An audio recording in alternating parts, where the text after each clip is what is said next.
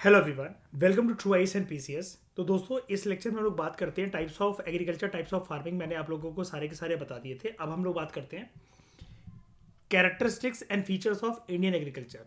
भारत के अंदर जो खेती बाड़ी है उसके प्रोमिनेंट फीचर्स और प्रोमिनेंट कैरेक्टरिस्टिक्स क्या क्या है, इसको हम जानते हैं। ठीक है। तो इंडियन एग्रीकल्चर जो है, इसकी बड़ी यूनिक कैरेक्टरिस्टिक्स हैं जो कि यहाँ पर हमें देखने को मिलती हैं। सबसे पहले तो देखो, कैरेक्टरिस्टिक्स जब हम लोग कैरेक्टरिस्टिक फीचर्स की बात करते हैं, जैसे यहाँ पर कैरेक्टरिस्टिक्स एंड फीचर लिखा हुआ है, या फिर जैसे आप एनसीईआरटीज में देखते हो हम लोग एक कॉमन वर्ड यूज करते हैं, कैरेक्टरिस्टिक फीचर्स। यहाँ पर ना फीचर्स जो हैं हमें ना सच्चाई के साथ रूबरू करवाते हैं, सच्चाई के साथ हमें वाकिफ करवाते हैं। मेरा मेरा कहने का मतलब ये है, मैं आपसे ये कहना चाहता हूँ, फीचर्स जो हैं वो रियलिटी हैं। अब वो अच्छे हैं इंडियन एग्रीकल्चर के लिए कि बुरे हैं, इट्स अप टू यू कि आप उनको कैसे देख रहे हो। अगर वो बुरे हैं तो are you a solution oriented person, कि आप उनके लिए कुछ सॉल्यूशन दे सको। जैसा कि इस चैप्टर के अंदर अभी तक जो डिस्कशन चल रही है, शाइनी बताओ, बेस्ट बेट अगर हम लोग खेलें तो किसके ऊपर खेलेंगे? क्या कौन सा एग्रीकल्चर इंडिया के अंदर आना चाहिए जिससे सॉइल भी सही रहे, खेती बाड़ी भी होती रहे, खाना भी सबको मिलता रहे, फूड सिक्योरिटी इंश्योर होती रहे, सरकार का थोड़ा सा बस सपोर्ट मिल जाए उसके अंदर। बताओ, बेस्ट जुआ खेलना चाहोगे श्रेया तो किस पे खेलोगे?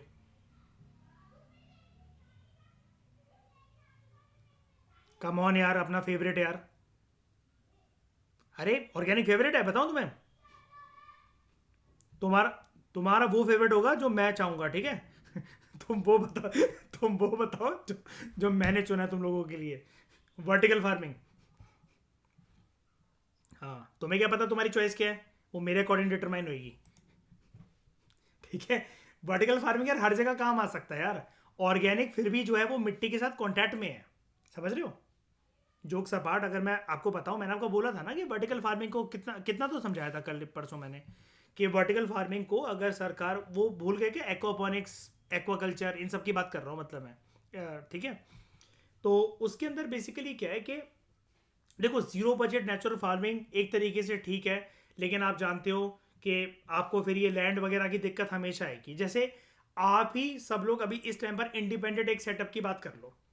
सबसे पहले अगर आपको खेती बाड़ी करनी है और आपको खुद का फूड जो है वो ग्रो करना है, सेल्फ सस्टेनेंस के लिए ही सही, आप में से कितने लोग खुद सक्षम हो कि इस टाइम पर एक खेती बाड़ी की जमीन को खरीद कर खेती बाड़ी को देख सको, उसको कर सको? बताओ। हम में से किसी के पास इतना टाइम, इतनी पॉकेट मनी या इतना पैसा, और अगर इनकम है भी तो अल्टीमेटली घुमा फिरा के बाद टाइम पर आ जाती है क्या? बेटर ये नहीं है कि अगर हम जिस कमरे में अभी बैठकर ये क्लास कर रहे हैं, बगल वाला कोई कमरा हो मयूर, और वहां पर आराम से एक टेम्परेचर और लाइटिंग कंडीशंस जो बनकर है वो वर्टिकल फार्मिंग चल रही हो, हमें कहीं जाना भी ना पड़े, बहुत सारे बंदे भी ना रखना पड़े, मिट्टी की कोई दिक्कत ना हो। वर्टिकल फार्मिंग के अंदर क्या मैं श्रेय एक एंगल पेश कर सकता हूं प्रिसीजन एग्रीकल्चर का? डेटा साइंस टेक्नोलॉजी आईटी ये सब की रिक्वायरमेंट है मुझे, ज्ञान चाहिए मुझे उसके लिए। वो तो चाहिए, क्योंकि अगर एक भी गलती अगर मुझसे हुई तो वो सारी की सारी चीजें खत्म। मान लो फॉर एग्जांपल, अगर जून का महीना चल रहा है, ठीक है ईशा, मान लो जून का महीना चल रहा है, गर्मी होगी कि सर्दी होगी? हमारे घर में गर्मी होती है, ईशा आपके घर में गर्मी होती है ना? हाँ, वेरी गुड, देखो राशमा। तो ये सवाल अभी तक आशमा से पूछा जाता था। तो गर्मी होगी। अब लेकिन वीट की ग्रोथ के लिए मैं एक चीज क्लेम कर रहा हूँ। श्रेया जरा बताओ ईशा को कि कितना टेम्परेचर चाहिए होता है और कितनी रेनफॉल चाहिए होती है? फटाफट बताओ। 100 degree, 175 to 100 centimetre of annual rainfall. अब रेनफॉल को हटाओ, अगर मैं बात करूं शाइनी ईशा के, हमें 17 से 20 डिग्री, जैसा कि श्रेया बता रही है, वीट को ग्रो करने के लिए, गेहूं को ग्रो करने के लिए इतना तापमान चाहिए, ठीक है? और हम जून में बैठे हुए हैं जिसमें 45 डिग्री का टेम्परेचर चल रहा है। ईशा, श्रेया, कोई और तरीका है फार्मिंग करने का कि हम वो उस टाइम पर ग्रो कर सकें? उसका मौसम है क्या वीट को सो करने का? वीट को सो करने की बात कर रहा हूं, मौसम है क्या? सॉइल कंडीशंस अच्छी हैं, सब कुछ अच्छी है, लेकिन शाइनी करा जा सकता है क्या? नहीं। लेकिन ये चीज़ सिर्फ एक जगह पॉसिबल है। आज में कौन सी फार्मिंग? कौन सी फार्मिंग? Vertical farming. ठीक है। तो characteristics and features of Indian agriculture, small farms. Nearly 86% जो हमारे फार्मर्स हैं वो छोटे और मझले किसान हैं, जिनको बोला जाता है small and marginal farmers in the country. इनका जो लैंड होल्डिंग जो साइज है कैसा है? बहुत कम है इनके पास ज़मीन।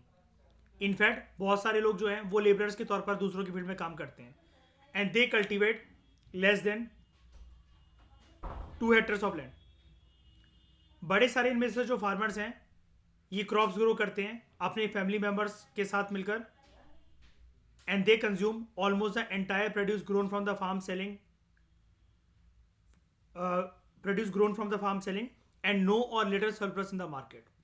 मतलब ये जो किसान है, स्मॉल और मार्जिनल फार्मर्स की यहाँ पर बात हो रही है, जिनके पास ज़मीन जो है वो 2 हेक्टर से भी कम है, अपने परिवार को लेकर ये जो है ये खेती बाड़ी करते हैं, और ये जो है पूरा का पूरा जो मतलब लैंड एरिया होता है इनके पास खुद ही कितना है, उससे मैक्सिमम एक्सट्रैक्शन मैक्सिमम प्रोडक्शन करने की कोशिश करते हैं। ठीक है।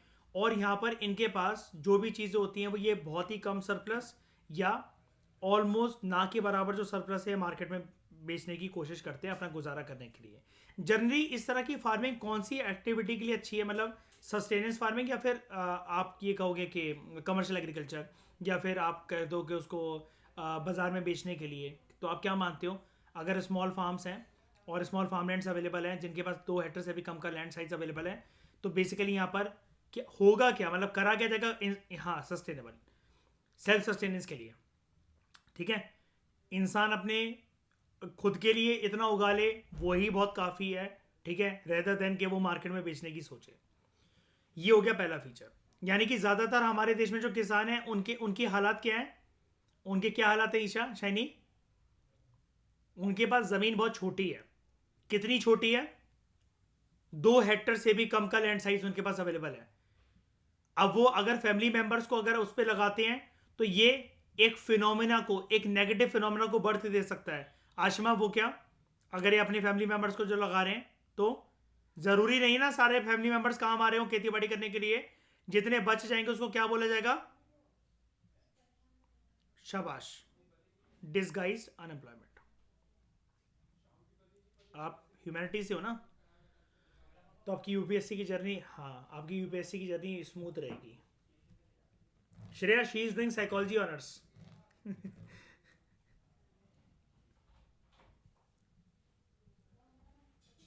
ये अच्छी चीज़ है वैसे आपकी। पता है कि आप ह्यूमन नेचर कोर्स को समझोगे ना, अगर आप अच्छे से पढ़ोगे ना अगर ईशा से, तो मैंने आपको उस दिन भी बोला था एथिक्स में बहुत अच्छे मार्क्स आप ला सकते हो। लेकिन हाँ, लेकिन आप उसकी चिंता मत करो, आपको कॉलेज में बहुत अच्छे से पढ़ने की जरूरत नहीं है। 12th तक आप जो पढ़ चुके हो उसी नॉलेज को इंटैक्ट रखो। जितने भी एग्जाम्स होते हैं ना, जो ह्यूमैनिटीज़ वाले बच्चे होते हैं, मेरा उनसे बस यही कहना होता है 12वीं तक की नॉलेज अगर तुम्हारी कंठस्थ है, उसके बाद से सिर्फ तुम्हारा बेसिक फाउंडेशन बिल्ड होता है। घुमा फिरा के जीवन भर हर एक एग्जाम के अंदर कोई सी भी किताब तुम उठा लो, वही बातें चलती रहती हैं। ठीक है। Pressure of population on agriculture, population का प्रेशर एग्रीकल्चर के ऊपर। जो पॉपुलेशन है इंडिया में, it is increasing at a rapid pace and it exerts heavy pressure on agriculture. ठीक है। अब पॉपुलेशन प्रेशर होने की वजह से क्या मैं ऐसा कह सकता हूं कि फार्म लैंड साइज कम है? बिल्कुल कम है। पॉपुलेशन प्रेशर कम होने की वजह से फार्म लैंड साइज कम है। और ऊपर से यहाँ पर क्या कहते हैं, एक दिक्कत और है जो मैंने आपको बताया था। ये पॉपुलेशन प्रेशर है क्यों हमारे देश में? देखो, आबादी आबादी ज़्यादा है, ये तो रियलिटी है ही हमारे देश में। लेकिन एग्रीकल्चर के ऊपर पॉपुलेशन प्रेशर क्यों है? हम्म ज़्यादातर लोग जो हैं वो एग्रीकल्चर पे ही डिपेंडेंट होते हैं आज भी। ऑलमोस्ट हमने कितने पढ़े थे? कितने थे शाइनी? अरे, ऑलमोस्ट 50%। जबकि जीडीपी में कम कंट्रीब्यूट कर रहा है आज के समय में। कितना निकालता है सिर्फ जीडीपी से? 18 से 20%। पहले कितने लोग एम्प्लॉयड थे? More than 80%। तब कितना निकल रहा था? Almost 45%, 40 to 45%। लेकिन आप कोई मेजर फर्क तो नहीं है। हाँ, 18 to 20% ये जीडीपी में कंट्रीब्यूशन है। ईशा कंफ्यूज मत होना, ठीक है? ये सारी बातें इन लोगों को मैंने इसी चैप्टर में स्टार्टिंग में करवाई थी, ठीक है? हाँ, ये लोग अपने मन से नहीं बता रहे हैं सब बातें, ओके? पढ़ा हुआ है इन्होंने, तो घबराना नहीं। तो प्रेशर ऑफ पॉपुलेशन एग्रीकल्चर से हम एक चीज ये भी सीख सकते हैं। क्या? आप एक मेन चीज भूल रहे हो, इंडिया में सबके पास जमीन का हिस्सा क्यों कम जाता है वो भी बताओ। फ्रेगमेंटेशन ऑफ लैंड होल्डिंग, और फ्रेगमेंटेशन ऑफ लैंड होल्डिंग होती क्यों है हमारे देश में?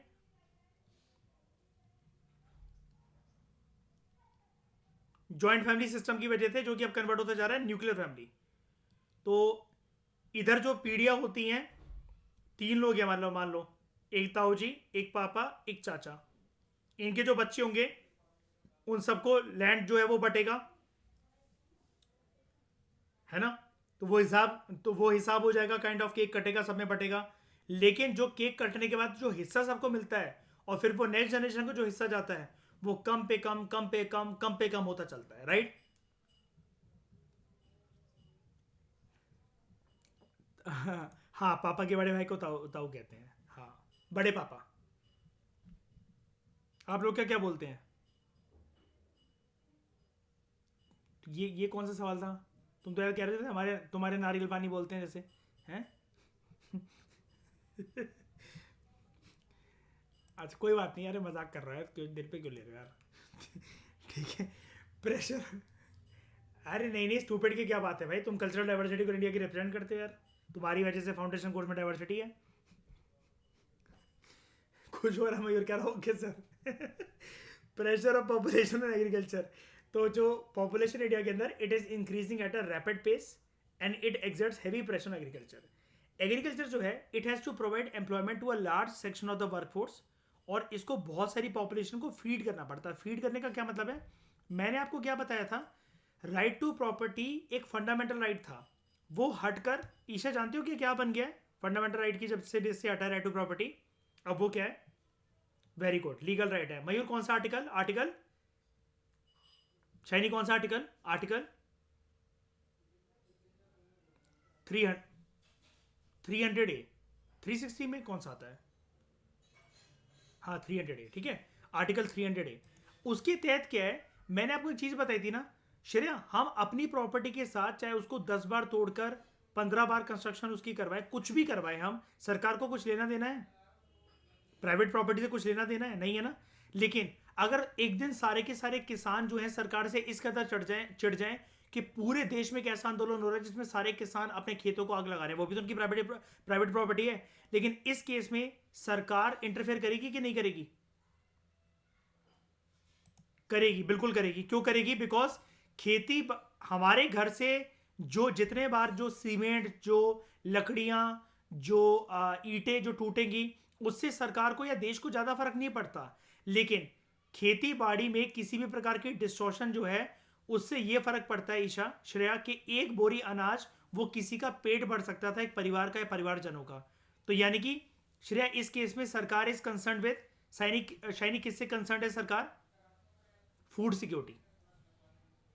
फूड सिक्योरिटी, ये समझ गए ना? एंटायर पॉपुलेशन को फीड करना है। एक खेती बाड़ी तो हो वो चीज है ना, इसमें सिर्फ यही तो है आशमा, वो चीज जो कि लोगों को फूड सिक्योरिटी इंश्योर कर सकती है। इस फूड सिक्योरिटी का इंश्योर करने के लिए हमारा देश जो गोडाउन्स में अनाज भर भर के जो रखता है, ताकि किसी क्राइसिस के समय पर लोगों का पेट भरा जा सके, गुजारा उनसे करवाया जा सके, उस कंसेप्ट को हम लोग क्या बोलते हैं? Maintaining dash of the country. शाबाश, शाबाश। Maintaining buffer stock the country. और ये वाला काम किसका होता है प्रोक्योर करने का ग्रेन्स को? किसानों से, एफसीआई। और पहले से क्या एमएसपी डिक्लेयर होता है अनाज प्रोड्यूस करने से पहले, या फिर सोइंग सीजन के टाइम पर होता है, हार्वेस्टिंग सीजन के बाद होता है? कब होता है एमएसपी डिक्लेयर? सोइंग, हाँ। हार्वेस्टिंग से पहले कैसे? सोइंग से पहले, बीज उगाने से पहले ही, क्रॉपिंग सीजन से पहले ही बता दिया जाता है इस बारी अगर आप ये वाले अनाज उगाओगे तो प्रीवियस साल की अपेक्षा में आपको इतने इतने इसके रेट मिल जाएंगे। अब ये एमएसपी क्या होता है श्रेया? भरोसा होता है ना, दिलासा होती है ना, दिलासा भी नहीं, मतलब एक विश्वास होता है ना कि आप मंडी में चले जाना, आपका अनाज वो वहां पर बिक जाए, आप बेच लेना। लेकिन अगर कल को कोई भी उसको खरीदने को तैयार नहीं होता है, हम मिनिमम इतने रेट में खरीद लेंगे, हम आपको आश्वासन देते हैं। तो कई लोग जैसे सेफ तरीके की इन्वेस्टमेंट लेकर चलना चाहते हैं, मान लो कि बेस में आपके पास 100 रुपए हैं, आप फालतू को उसको किसी के कहने पर इधर उधर नहीं डालना चाहते, कोई स्टॉक में नहीं, कोई क्रिप्टो में इधर नहीं, कम से कम पेपर गोल्ड में तो इन्वेस्ट करा जा सकता है उसको 100 रुपए को। इतना तो आपको विश्वास है कि यहाँ पर जो गोल्ड है वो लिक्विडेट नहीं होगा, वो जीरो नहीं होगा रातों रात, उसकी कीमत क्या कहते हैं बढ़ती चलेगी बढ़ती चलेगी, है ना, ये चीज़ है। ऐसे ही यहाँ पर जो है लोगों के लिए एक तरीके से जो इन्वेस्टमेंट है यहाँ पर, लोगों के लिए क्या क्या मतलब, लोगों के लिए तो छोड़ो, पूरे देश के लिए वो है खेती बाड़ी का system. Also due to urbanisation and growing population there is no further scope of increasing area under cultivation.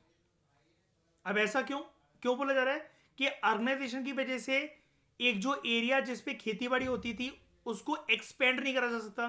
देखो नॉर्मल कंडीशंस के अंदर तो ईशा शाइनी आप लोग ये चीज जानते हो ना कि वैसे भी हम ईशा कोई ऐसा तो है नहीं कि खेत को स्ट्रेच कर देंगे बिल्कुल वो रबड़ की तरह खींच जाएगा, या देश की जमीन जो है जितना एरिया जोग्राफिकल एरिया होता है वो बढ़ जाएगा। आशिमा ऐसा तो नहीं होने वाला है ना।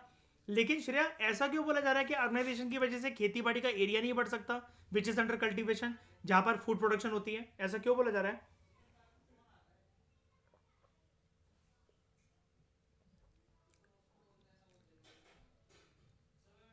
हाँ, क्योंकि बात यह भी है कि अर्बनाइजेशन की फिनोमेना की वजह से अब क्या है कि खेती बाड़ी वाला इलाका जो है वो साइड होता चल रहा है, और वहां पर जो लोग हैं वो शहरी विकास लेकर आ रहे हैं। ठीक है। और ग्रोइंग पॉपुलेशन की वजह से क्या है कि पॉपुलेशन प्रेशर, अभी जैसे कि हमने ऊपर देखा था, ये वाला जो हेडिंग है इसकी, इतना ज्यादा है लैंड एरिया के ऊपर कि सबके पास स्मॉल साइजेस के मतलब जो है वो लैंड फार्म्स रह गए अवेलेबल। दूसरी चीज ये भी है कि माइग्रेशन की वजह से, अगर अर्बनाइजेशन का फिनोमेना अपने साथ माइग्रेशन को भी तो अट्रैक्ट करता है अर्बन एरियाज में, राइट। माइग्रेशन की वजह से औरतें जो हैं वो पीछे रह जाती हैं खेती बाड़ी करने के लिए। जैसा कि हमने देखा था हमारे देश में अभी कंटेम्प्रेरी सिनेरियो क्या कहता है, आंकड़े हमें क्या बताते हैं, कितने प्रतिशत औरतें जो हैं वो लगभग खेती बाड़ी के अंदर डायरेक्टली इनडायरेक्टली इन्वॉल्व हैं, कितने प्रतिशत, because of migration of their mail counter parts in urban areas 80% है ना। रूरल एरियाज में वो कर रही है ना खेती बाड़ी। अब वहां पर जो है क्या वो नॉर्मल तरीके से कल्टीवेशन के बारे में सोचेगी या फिर how to increase the area under cultivation, बिल्कुल नहीं सोचेगी, है ना। क्यों सोचेगी? और यहां पर एक चीज और रोकता है लोगों को, टेक्नोलॉजी का पेनिट्रेशन। हर किसी को समझ में नहीं आती, सरकार का हर बार के लिए सहयोग नहीं मिलता। उसके बाद यूज ऑफ ट्रेडिशनल मेथड्स, बड़े सारे जो फार्मर्स हैं इंडिया के अंदर वो ट्रेडिशनल मेथड्स यूज करते हैं फार्मिंग के, such as bullock ploughing, hand sowing, manual harvesting. What do you mean by bullock ploughing? जब हम क्या करते हैं, बैल को बांधकर, है ना, सॉइल को अपटर्न करने की कोशिश, सॉइल को अपटर्न करा जाता है। हैंड सोइंग और manual harvesting, modern agriculture technologies को यूज करे जाने की वजह से, ठीक है। और ये जो प्रैक्टिसेस हैं these are very much limited, मतलब यूज करा जा रहा है लेकिन हर कोई इसको अफोर्ड नहीं कर सकता, स्पेशली स्मॉल फार्मर्स अफोर्ड नहीं कर सकते। ये वाली बात मैंने आपको प्रीवियस उसमें ही बताई इस वाले पॉइंट के अंदर कि एरिया, एक पर्टिकुलर एरिया को अगर कल्टीवेशन के अंदर अगर एक्सपेंड करना भी है वो भी हर सिनेरियो के अंदर, हर सिचुएशन के अंदर पॉसिबल नहीं है वो वाली चीज़। उसके बाद इंपॉर्टेंस ऑफ एनिमल्स, एनिमल्स जो हैं they are use to perform various operation in agriculture like ploughing, transportation of agriculture produce, threshing and irrigation. ठीक है, जानवरों को जो है यूज करा जाता है। मैंने आपको बताया ये सारे इंडियन एग्रीकल्चर के फीचर्स हैं, अच्छे हैं कि बुरे हैं ये आपको डिसाइड करना है। ठीक है, एनिमल्स की इंपॉर्टेंस है, यानी कि हमारा खेतीबाड़ी वाला सिस्टम ऐसा है कि यूरोपियन कंट्रीज को अगर देखा जाए तो वो लोग हार्वेस्टर्स टेक्नोलॉजी यानी कि कैपिटल गुड्स यूज करते हैं। हम लोग चाहे लेबर इंटेंसिव टेक्निक का यूज करें जहां पर हम लोग लेबर को ज्यादा यूज कर रहे हैं, चाहे कैपिटल इंटेंसिव टेक्निक का यूज करें जहां पर हम लोग मशीन्स को ज्यादा यूज कर रहे हैं, लेकिन बेसिकली पॉइंट क्या है, पॉइंट यहाँ पर ये है कि खेती बाड़ी के अंदर हम लोग लाइफ स्टॉक को यूज भी करते हैं, सिर्फ उनको रेयर नहीं करते हैं, पशुपालन नहीं करा जा रहा है, लाइफ स्टॉक को यूज भी करा जा रहा है। उसके बाद dependence on monsoon, Indian agriculture जो है it is heavily dependent on monsoon rains जो कि बड़ी अनसर्टेन है और इरेगुलर है। सिर्फ 49% जो एरिया है total sown area in the country ये इरिगेट करा जाता है, और 51% जो एरिया है हमारे देश के अंदर it is rain fade, that is dependent on rainfall और इरिगेशन। ठीक है, जैसा कि हमने देखा भी था, अगर हम बात करें वो कितना था 143 मिलियन हेक्टर्स, कितना था वो आंकड़ा,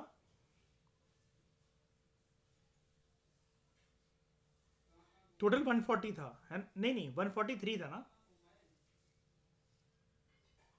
क्योंकि जो 30 मिलियन हेक्टर जो 143 था ना, तो जो 30 मिलियन हेक्टर्स का जो हमारे देश में जो एरिया है वो तो कंप्लीट तरीके से सूखा पड़ा हुआ है, ठीक है। तो वहां पर वैसे भी करा क्या जाता है कि जहां पर इरिगेशन जहां पर पॉसिबल नहीं हो, फिर भी एग्रीकल्चर हमें जैसे बेसिकली करना है, तो हम लोग क्या करते हैं, ऐसे क्रॉप्स उगाते हैं जनरली जहां पर पानी की आवश्यकता बिल्कुल नाम मात्र के बराबर हो, राइट।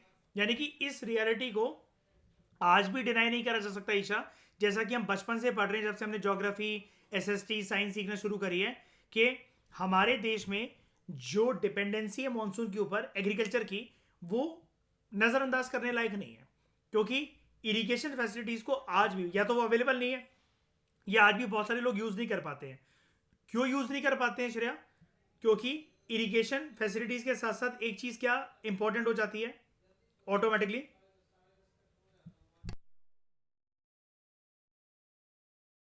क्या क्या चीज इंपॉर्टेंट हो जाती है? पावर, ठीक है। Power is also very important factor. उसके बाद diversity of crops. Indian agriculture जो है it is diverse in form of in terms of relief in the sense कि जैसे हमने पढ़ा था, अगर हम एक स्लोप की बात करें, ठीक है, तो स्लोप पर क्या चीज बेस्ट ग्रो हो सकती है? एंड टी एंड कॉफी, ठीक है। प्लेन रीजन्स पे क्या चीज बेस्ट ग्रो हो सकती है अगर वो रेन फेड है? तो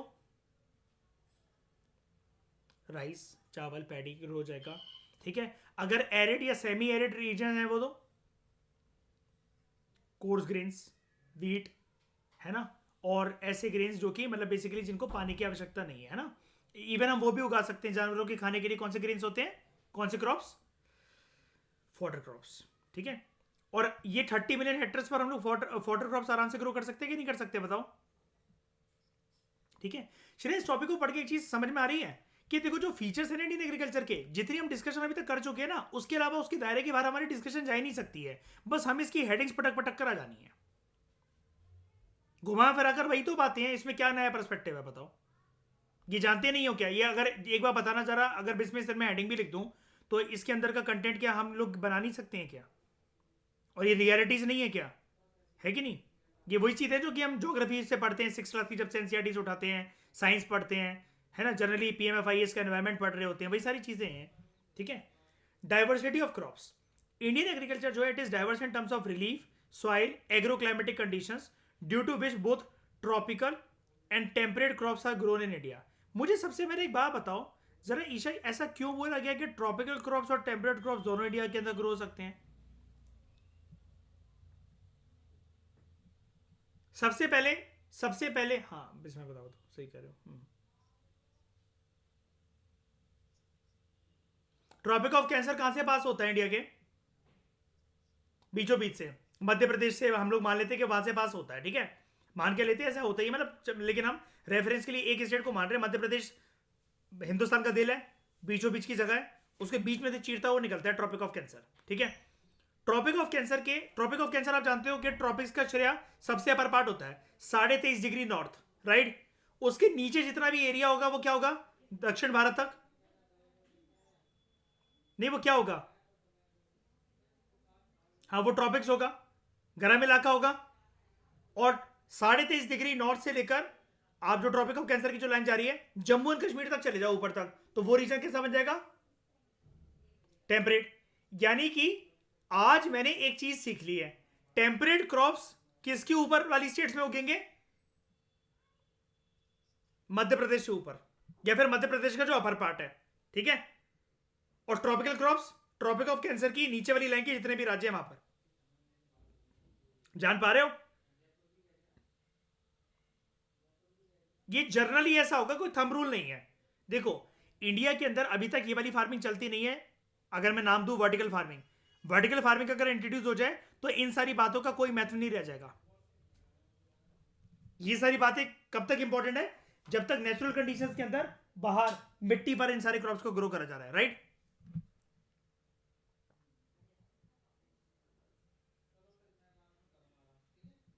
predominance of food crops. India जो है, India has the world's second largest population which is expected to become largest in 2023। और आप जानते भी हो कि ऑफिशियल आंकड़े सेंसस जो है वो अभी पब्लिश नहीं हुआ है, लेकिन जो डेटा निकल कर आ रहा है रिसेंटली कुछ मंथ से, वो क्या कह रहा है, लार्जेस्ट पॉपुलस कंट्री कौन सी बन गई है? इंडिया हो गई है। इसने किसको ओवरटेक कर लिया है? चाइना को। देख रहे हो शर्या, और किसी चीज में फर्स्ट नहीं आ पाएंगे, इसमें तो बहुत जल्दी ओवरटेक कर लिया।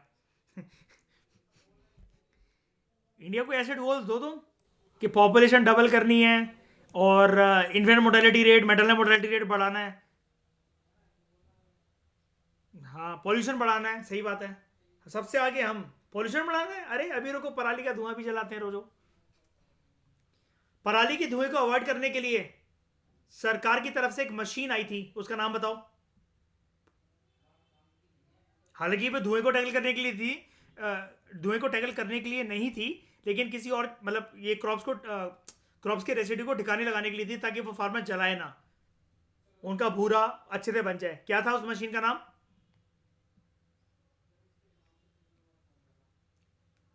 शेरा, क्या था चाइनीज मशीन का नाम?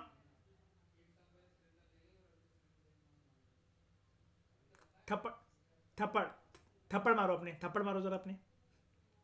थप्पड़ मार के क्या हुआ? हैप्पीनेस सील लेना मैंने आपकी। अब नाम उसका बताओ। हैप्पी,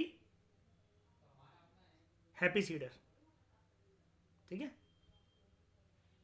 ईशा, जब मैं बोलूं अपने आपके थप्पड़ मारना है किसी बात पे तो मारना है, ठीक है? हाँ, और ये सिलसिला चलता रहेगा जब भी गलती करोगे तो we need to grow a high amount of food grains to feed this population. Area under food grain cultivation ये इंक्रीज हुआ है from 120.8 million hectares to 130.5 million hectares, which is up to 90% of the total net sown area of the country. यानी कि हमने जहां जहां पर खेती बाड़ी हो सकती है, पॉसिबल है, अगर उस जमीन को, याद रखना मेरी बात, जहां जहां खेती बाड़ी होना, क्रॉप्स को कल्टीवेट करना पॉसिबल है, वहां पर अगर उस जमीन को, सिर्फ उस जमीन को, टोटल जोग्राफिकल एरिया नहीं, टोटल इंडिया के जोग्राफिकल एरिया में से वो एरिया जहां पर एग्रीकल्चर कंडीशन पॉसिबल है, अगर हम उसको 100% मान लें, तो हम लोग कितने परसेंट पर पहुंच गए कि देश में उस 100% में से कितना नेट जोन एरिया हमारे पास अवेलेबल हो गया है जहां पर प्रॉपर तरीके से खेती बाड़ी हो सकती है? 90%। अब स्ट्रेच करने के लिए कितना स्कोप बाकी रह गया? बस 10%। अब देख रहे हो, यानी कि इससे एक ट्रेंड पता लगता है शाइनी हमें ईशा, वो क्या है? आगे चलकर अगर आबादी बढ़ती चली गई, हमारे देश के अंदर पर्याप्त मात्रा के अंदर इतना कभी अनाज हो ही नहीं सकता कि इतनी बड़ी पॉपुलेशन को फीड कर सके। राइट ईशा? क्यों क्यों श्रेया, सही है कि नहीं है? 10% और बढ़ सकेगा, लेकिन वो भी कोई गारंटी नहीं है। 100% तो कोई भी चीज कभी एग्जिस्ट नहीं करती ना वर्ल्ड में यार, वो तो कहने वाली बातें होती हैं, लेकिन आबादी बढ़ती चली जा रही है। अच्छा, पॉपुलेशन को कंट्रोल कैसे करा जा सकता है? कैसे? पॉपुलेशन कंट्रोल मेजर क्या, कोरोना फैला दें? तो कैसे, वही तो पूछ रहा हूं, कैसे? हाँ बहुत, कि देखो मतलब शैनी क्या बोल रहा है, बहुत सारे टेक्निक्स हैं, करा जा सकता है, मेजर्स बनाए जा सकते हैं, बता कुछ नहीं रहा।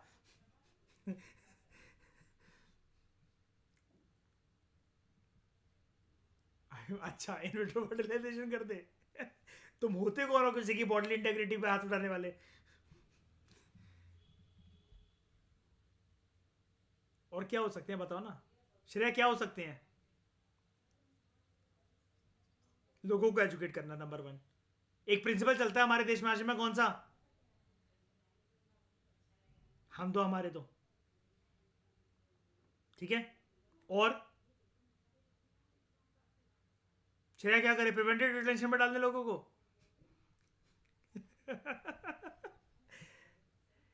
हाँ, ये करा जा सकता है कि एडॉप्शन को प्रमोट करा जाए, या फिर लोगों के अंदर सबसे पहले तो, जैसे ईशा आप जानते हो कि आप तो साइकोलॉजी स्टूडेंट हो, लोगों के अंदर ना सिंपैथेटिक और एम्पैथेटिक एटीट्यूड को डेवलप करा जाए सबसे पहले तो, है ना?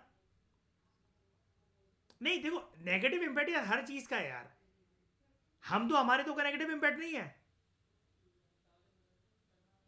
ना? कि ज्यादा बच्चे होंगे तो भाई मैं भी एक फौज खड़ी कर सकता हूं, है ना? हम भी जो है परिवार में जैसे ज्यादा, अब देखो ना, गरीब लोगों के लिए मैंने आपको एक लाइन पढ़ाता हूं, अगर आपको याद होगा, ईशा आपने भी सुना होगा साइकोलॉजी के एक चैप्टर में, पॉवर्टी बेगेट्स पॉवर्टी। गरीबी ही गरीबी को खींचती है। इसका मतलब क्या होता है, गरीब लोग इस उम्मीद में, श्रेया बताया था ना मैंने इकोनॉमिक्स में शानी, ज्यादा बच्चे पैदा कर लेते हैं कि बड़े होकर जैसे परिवार बहुत सारे लोगों का होगा तो ज्यादा इनकम आएगी। लेकिन जब वो गीली मिट्टी के खड़े होते हैं तो उनके माँ बाप उनको पढ़ाई लिखाई और हेल्थ जो है वो दे नहीं पाते हैं। और ह्यूमन कैपिटल फॉर्मेशन के लिए ये 5 पैरामीटर बहुत जरूरी होते हैं: रोटी कपड़ा मकान, और ये तो हो गया बेसिक स्टैंडर्ड ऑफ लिविंग। इसके ऊपर 2 पैरामीटर और आ गए हैं, एजुकेशन और हेल्थ। लेकिन ये कोई इंश्योर करवा नहीं पाता, तो ultimately they also and up being in poverty situation. ठीक है। क्या हमारे देश में कोई नेशनल पॉपुलेशन पॉलिसी है?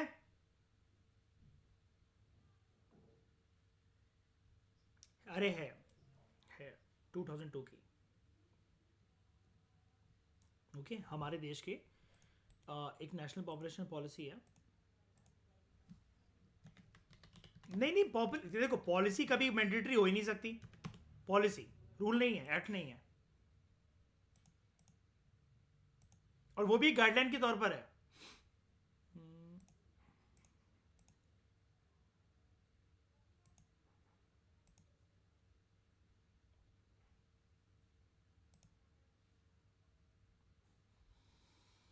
Just a minute.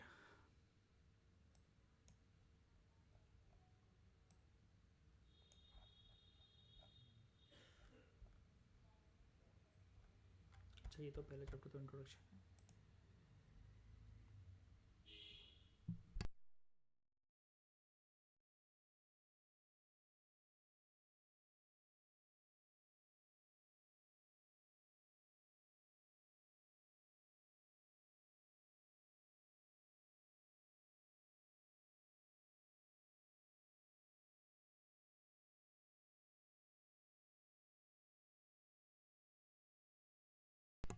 यहाँ देखो मिल गया।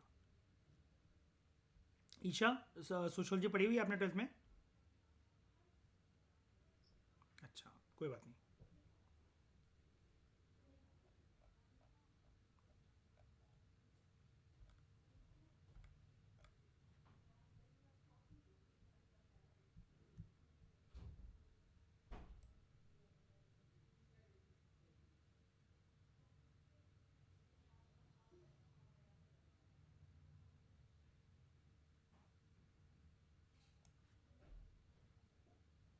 ये देखो, सॉरी मैंने 2002 बोला, ये 1952 है। India in fact it was perhaps the first country कि जिसने ऐसी कोई पॉलिसी जो है नेशनल पॉपुलेशन पॉलिसी अनाउंस करी थी 1952 में। ठीक है। और ये जो पॉलिसी है, it took the concrete form in the form of national family planning programme के। और नेशनल फैमिली प्लानिंग प्रोग्राम का बेसिकली एम या ऑब्जेक्टिव बेसिकली क्या रहता है, इस तरीके से पॉपुलेशन रेट को इन्फ्लुएंस करना, पैटर्न को इन्फ्लुएंस करना पॉपुलेशन ग्रोथ की, कि वो सोशली डिजायरेबल डायरेक्शंस में हो। सोशली डिजायरेबल डायरेक्शन का मतलब क्या है यार, एटलीस्ट रिसोर्सेज की ग्रोथ पॉपुलेशन की ग्रोथ को तो मैच कर सके कम से कम, है कि नहीं ईशा, श्रेया? रिसोर्सेज को एक ग्रो होने के लिए सोसाइटी में टाइम लगेगा, लेकिन उससे तेजी के रेट पर अगर पॉपुलेशन ग्रो होने लग गई तो फिर लोग जो हैं वो गरीबी गरीबी के अंदर या गरीबी रेखा के अंदर ही तो आएंगे फिर वो। तो श्रेया ये वाला फटाफट से लिख लो। India was the first country to announce such policy, national population policy in 1952, जिसको आगे चलकर कहा गया national family planning programme, NPFP।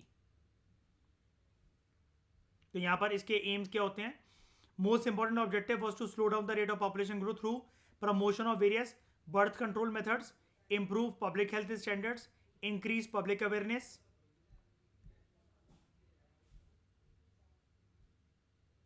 About population and health issues.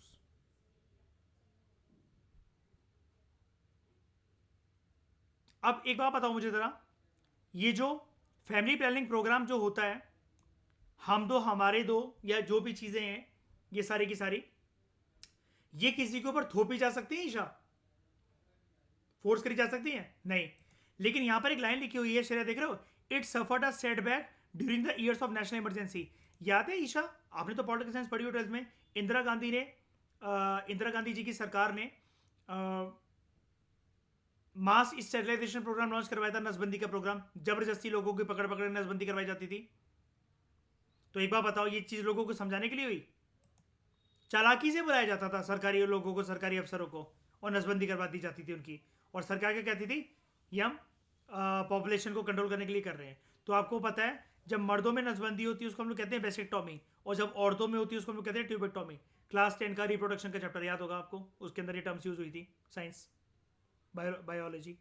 ठीक है, तो बहुत से लोगों की नसबंदी जो है करी गई थी, लेकिन it was force sterilisation programme.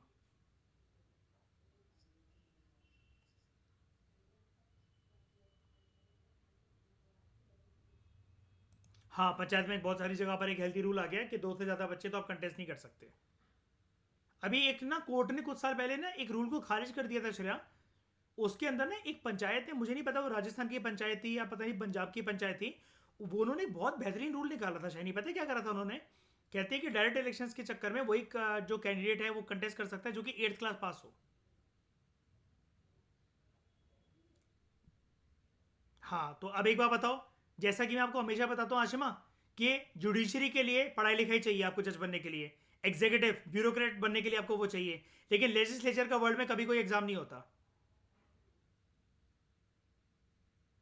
Because it deals with direct dealing with the public. होना चाहिए कि नहीं होना चाहिए बताओ? समझ रहे हो श्रेया मेरी बात? जुडिशरी का एग्जाम होता है, आप बिना पढ़े लिखे जज बन सकते हो, वकालत कर सकते हो। एग्जीक्यूटिव का एग्जाम होता ही है, जिसकी आप तैयारी कर रहे हो अभी। ब्यूरोक्रेट्स क्या होते हैं? Permanent executive. लेकिन लेजिस्लेचर का वर्ल्ड में कभी कोई एग्जाम नहीं होता किसी भी कंट्री के अंदर, आज तक नहीं हुआ। कभी सुना आपने नेता बनने के लिए कोई एग्जाम देना पड़ता है? लॉ मेकर बनने के लिए कोई एग्जाम देना है? लेकिन मिनिमम क्वालिफिकेशन स्टैंडर्ड उनका ठीक होना चाहिए, क्योंकि पढ़ा लिखा व्यक्ति जिस लॉजिकल रीजनिंग के साथ चीज़ों को समझ सकता है, वो अनपढ़ व्यक्ति नहीं समझ सकता। लास्ट चीज़ ये है, श्रेय ऐड करना फटाफट। National family planning programme was renamed as national family welfare programme after emergency. और कर्सिव मेथड जो थे वो यूज़ नहीं करे जा रहे थे, यानी कि ये जो नाम है national family planning programme, it was renamed as national family welfare programme. क्या चीज़ हो गया? Planning to welfare.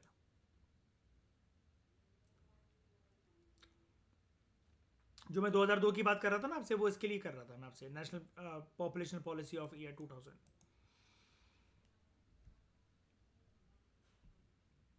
ठीक है, क्लियर है ये वाली चीज़ें? सोशोलॉजी की डिस्कशंस में हम इनके बारे में देखेंगे, और वैसे मैं करवा भी चुका हूँ ये वाली एनसीईआरटीज़ वगैरह, तो मैं आपको करवा चुका हूँ। उसके बाद insignificant place given to fodder crops despite having the largest livestock population.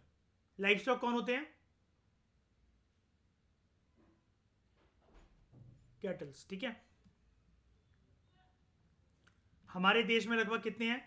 536.6 million. 536.6 million. ये नंबर कहां से आ गया? कौन गिन रहा है, कौन गिन रहा है हमारे देश में गाय भैंस भेड़ बकरियों को? हमारे देश में नहीं, मिनिस्ट्री तो है, लेकिन अब ये बोलो कि ये प्रोसेस होता है सर, हमारे देश में लाइफ स्टॉक सेंसस होता है। यानी कि देख रहे हो श्रेया, लाइफ स्टॉक एक बड़ी तो चीज है ही, लाइफ स्टॉक सेंसस अगर हो रहा है इसके लिए, तो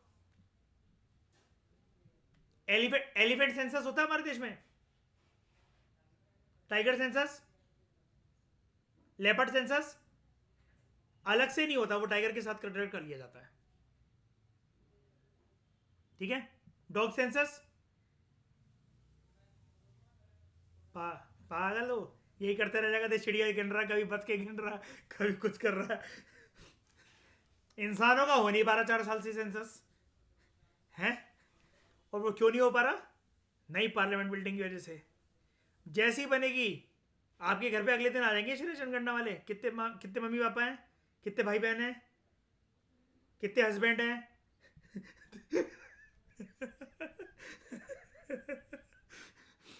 Despite having the largest livestock population in India among the world, fodder crops hold a very significant position in our cropping pattern due to importance given to food crops.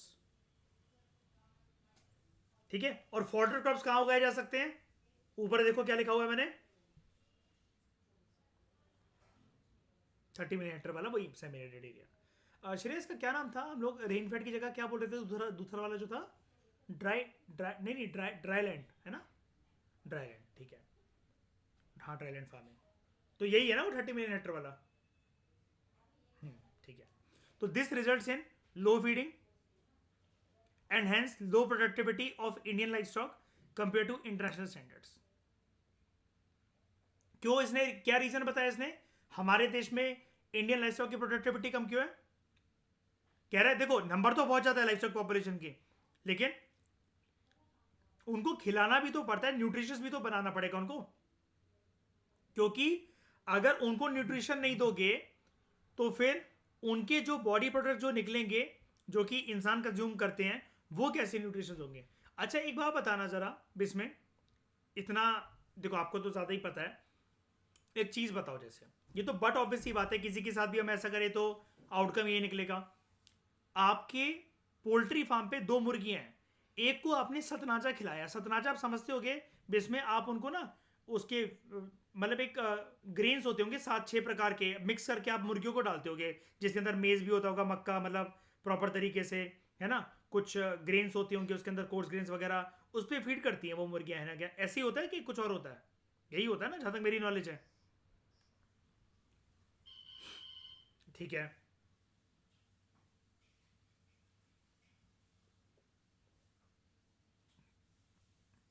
तो वही मैंने बोला ना, हाँ दिल्ली में आशिमा आप जानते हो ना, कबूतर को जो हम खिलाते हैं, इनको मिक्सचर जो पैकेट मिलता है आटा चक्की वालों के पास, तो उसको सतनाजा कहते हैं, पर श्रेय पंजाब में भी तो यही कहते हैं, सतनाजा ही तो कहते हैं, है ना। तो 7 अनाजों से बना हुआ है, यानी कि सतनाजा। अब मान लो चलो बिस्में, ईशा ध्यान से देखना, शनी अभी देखना, बिस्में एक आंसर देगा। देखो 2 मुर्गियां हैं, एक को बिस्में आप ना ये सतनाजा खिला रहे हो, आपने खुद बोला प्रोटीन फूड है सर, है ना, काफ़ी अच्छे थे, उनकी ग्रोथ होगी, उनके जो फर हैं वो भी अच्छे होंगे, हट्टे खस्ते मतलब हट्टे कत्ते वो बनेंगे, तगड़ी मुर्गियां बनेगी ये। दूसरे तौर पर आप कुछ मुर्गियों को एक अभाव में रख रहे हो कि आप उनको पानी नहीं दे रहे हो, ठीक है, उनको टाइम से ग्रेन्स नहीं दे रहे हो, और उन पे जो पैरासाइटिक जो इन्फेक्शन जैसे जो लग जाते हैं, जो अटैक हो जाता है पैरासाइट के, जैसे कि आपने बताया था उस दिन कि गार्लिक का जो स्प्रे होता है ना, गार्लिक उसके जो बना हुआ जो स्प्रे होता है, हम उनके पंखों के ऊपर छिड़क कर मतलब उनको बचाते हैं इस चीज़ से, आप उनका ध्यान नहीं रख रहे हो। तो मैं आपसे ये पूछना चाहता हूँ, ये आप ही बताओ, और ये आप लोग तो जानते हो, बट ऑब्वियसली लॉजिकल बात मैं इसमें तो पूछ रहा हूँ, अंडा अंडा जो मुर्गियां देंगी अगले दिन, क्या उसमें, या फिर जब वो मुर्गी कभी भी अंडा देगी, पहली वाली है मतलब तंदुरुस्त मुर्गी है, दूसरी वाली कमजोर मुर्गी है, तो अंडे में फर्क होगा कि नहीं होगा उसकी न्यूट्रिशन वैल्यू में, बताओ। हाँ।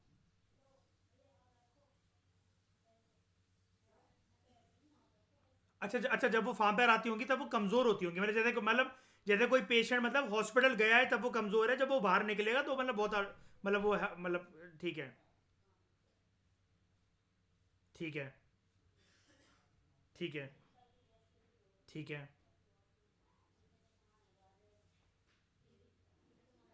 ठीक है। ठीक है। डिफरेंस होता है मतलब अंडों की क्वालिटी में, और उसके जो अंदर जो प्रोटीन की जो वैल्यू होगी, अगर साइंटिफिक तरीके से हम उसको नापे, उसकी शेप को देखे, साइज को देखे, अंदर जो योग निकलता है उसको देखे, तो फर्क आ जाता है कि नहीं आ जाता है। कभी कभार ऐसा भी होता होगा ना कि योग जो है अंदर से फुसफुसा सा निकला, उतना नहीं निकला जितना निकलना चाहिए अंडे के हिसाब से। नहीं पहले मुझे बताओ, ऐसा होता है कि नहीं होता है, कि अंदर योग अच्छे से प्रॉपर नहीं बना जितना एक अंडे के साइज के हिसाब से डेवलप होना चाहिए था, फुसफुसा सा है। अच्छा शैली डेवलप नहीं हो पाता। अच्छा, कि जैसे एक मम्मी है, मतलब एक लेडी है, उसने कंसीव करा, जैसा कि मैं एक दिन बता भी रहा था ना, 9 महीने तक वो दारू पीती रही है ना, तो बच्चा या तो कोक में ही मर जाएगा, या पैदा होगा तो किसी डिफेक्ट के साथ पैदा होगा, है ना। और एक दूसरी औरत है जिसने बहुत अच्छे से अपनी डाइट ली, टाइम पे दवाइयाँ खाई, और वो दूध पी रही है, मलाई खा रही है, घी खा रही है, तो उसका बच्चा बहुत हेल्थी बच्चा पैदा होगा, राइट। ठीक है, हो गया क्लियर सबको ये वाली बात। तो ईशा, बिस्मे ने हमें क्या बताया कि मेन दिक्कत क्या, हमारे देश में इतने ज़्यादा गाय भैंस भेड़ बकरियां होने के बावजूद भी हम उनसे मैक्सिमम प्रोडक्ट्स ऑब्टेन क्यों नहीं कर पाते हैं, लाइक दूध या अंडे या मीट वगैरह, इतना क्यों नहीं कर पाते हैं।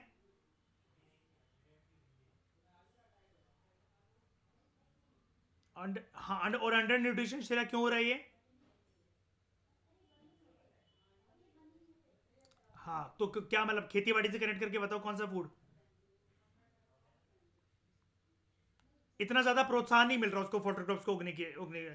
सरकार का सपोर्ट नहीं मिल रहा, इतना ज्यादा इंकरेजमेंट नहीं है।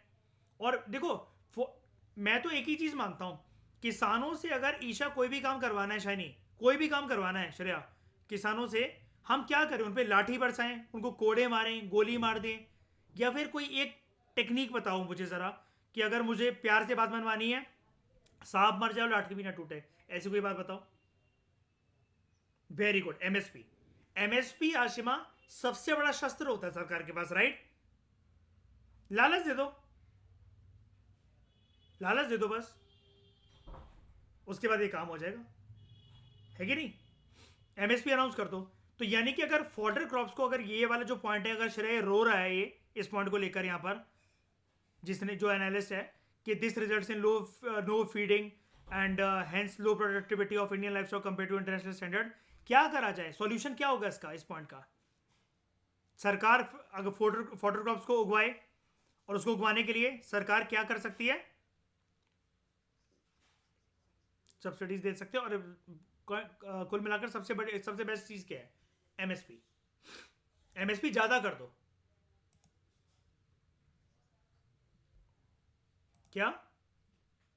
नहीं, बात तो वही है ना, सब पे नहीं होती ना, सारे क्रॉप से एमएसपी नहीं होती है।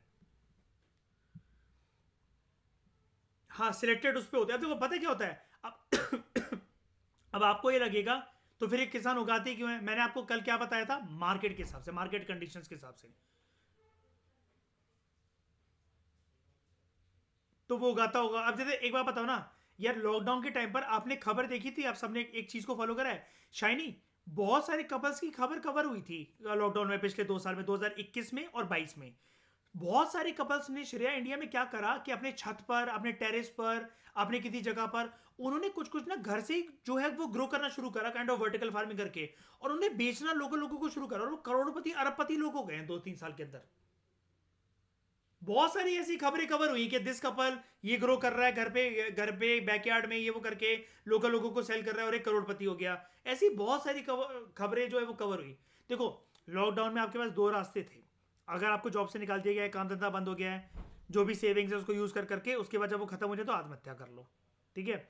दूसरी चीज, या तो आपका बना बनाया जो एम्पायर जो सेटअप है, भगवान ना करे किसी के साथ ऐसा हो, लेकिन घर पे अगर किसी ब्रेड अर्नर की अगर मृत्यु हो गई है तो आप रोड पे आ गए हो, फिर आप भीख मांगो।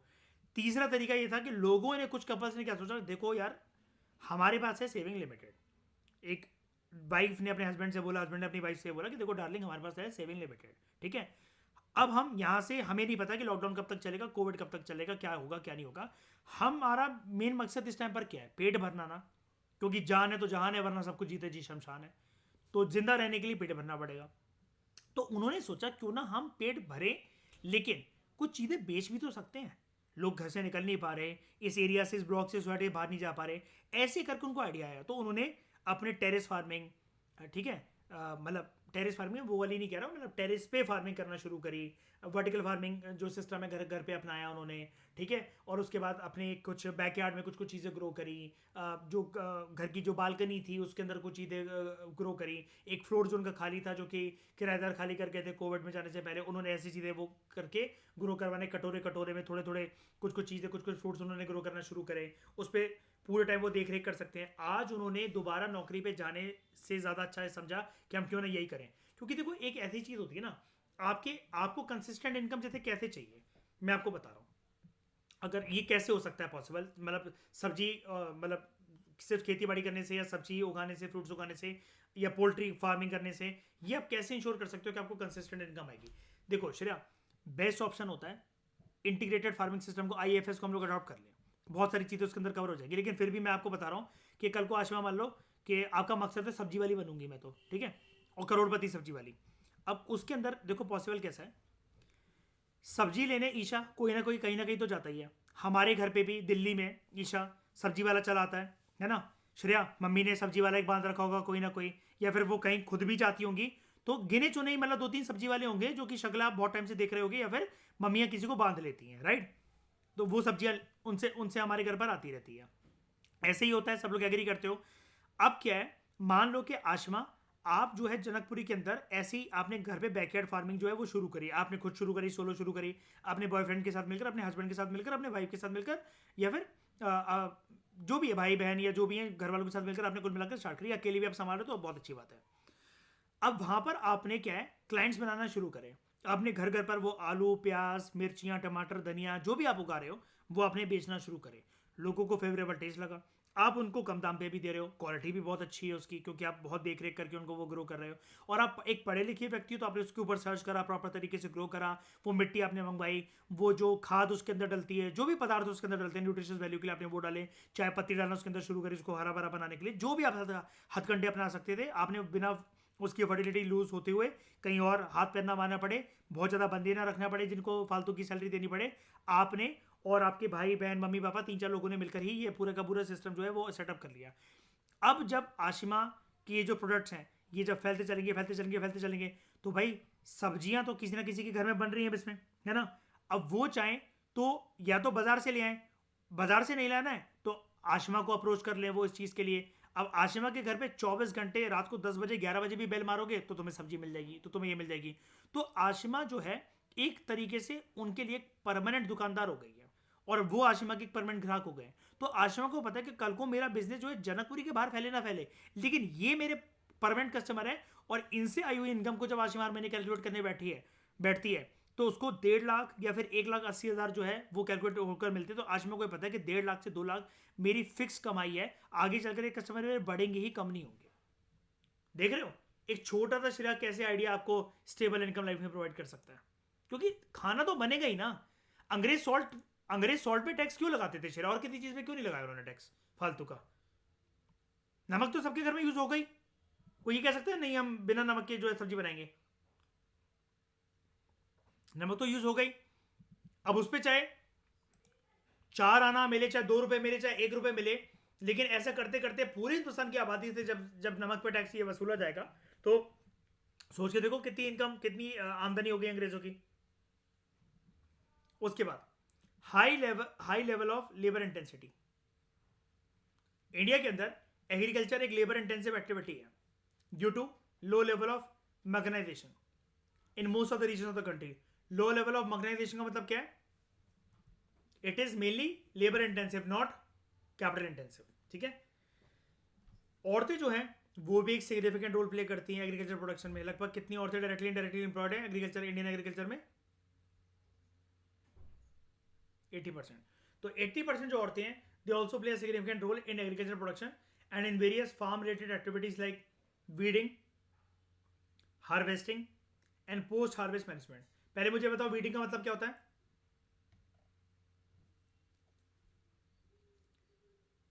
हाँ तो ये औरतें जो हैं ये, या फिर यहाँ पर जो और भी लोग जो हैं कैसे करेंगी, कैसे हटाएंगे इनको, प्लग करके हाथ से हटाकर, ठीक है। हार्वेस्टिंग के अंदर क्या होगा, क्या कह रहे हो क्या होगा, काफी टाइम कंज्यूमिंग है काफी ज्यादा, तो लोग लगाने पड़ेंगे। हाँ मतलब फिजिकली एनर्जी ड्रेनिंग वाला काम है ना। हार्वेस्टिंग में क्या होगा, फसलों की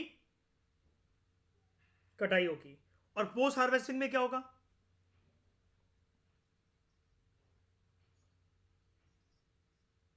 थ्रेशिंग एंड स्टोरेज। क्योंकि पोस्ट हार्वेस्ट मैनेजमेंट लिखा हुआ है यहाँ पर, है ना, तो उसको मैनेज कैसे करा जाएगा, प्रॉपर तरीके से उसको स्टोर वगैरह कर कर, है ना। थ्रेशिंग होगी, उसके ऊपर से जो है फिर वो अलग करे जाएंगे, जो उसका ग्रेन है, शेफ है, हस्क है, कवर जो है वो शेल जो है उसको उतारा जाएगा। और वो जो ग्रेन हस्क होगा वो किसके काम आ सकता है, as a food for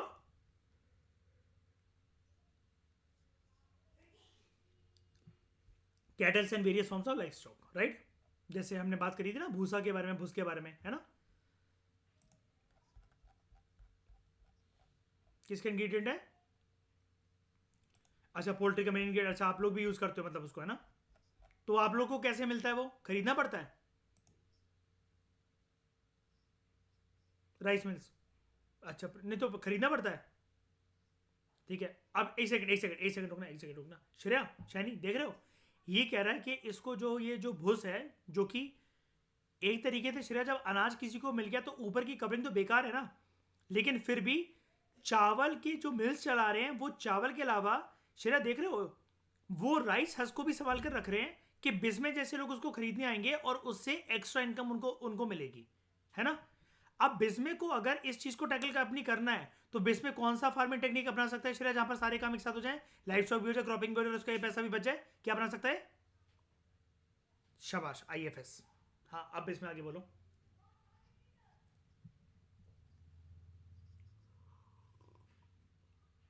rice bran oil, इसका मतलब?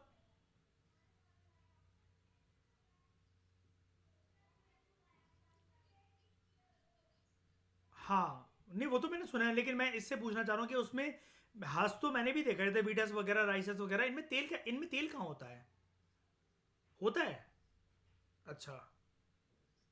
हाँ। अच्छा, ठीक है।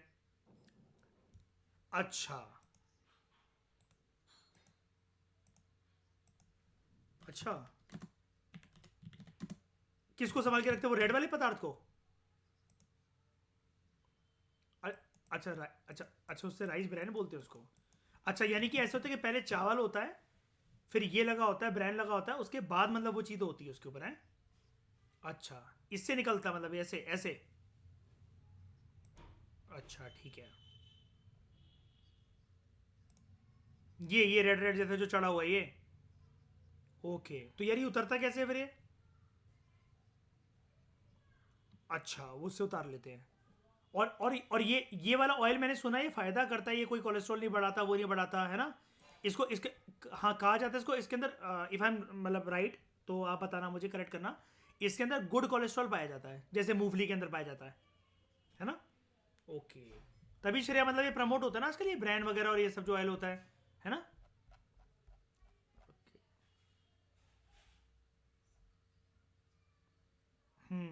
देखो बेस्ट तो देखो, मस्टर्ड ऑयल से बेस्ट तो कुछ हो ही नहीं सकता, पहली बात है, ठीक है। अच्छा, जैसे वो कहते हैं कि कितना भी अच्छा तेल यूज कर लो, चाहे मस्टर्ड ऑयल क्यों नहीं यूज कर लो, लेकिन जब ये पकोड़े वाले और ये जो चटनी, मतलब ये जो पकोड़े चटनी और ये सब जो बेचते हैं, जो मतलब काइंड ऑफ समझ गए होगा आप, दोबारा जब ये रीहीट करते हो तो ये जहर बन जाता है कहते हैं, है ना? क्या, हाँ, उसके अंदर कैंसेरियस एलिमेंट्स आ जाते हैं। लेकिन हिंदुस्तान का आदमी क्या कहता है शेरा, यार टेस्टी बहुत था यार।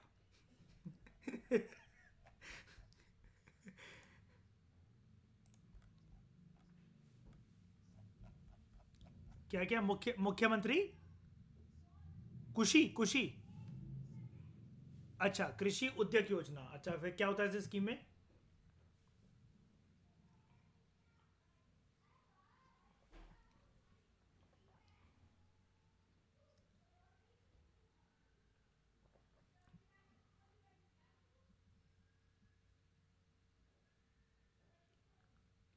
अच्छा।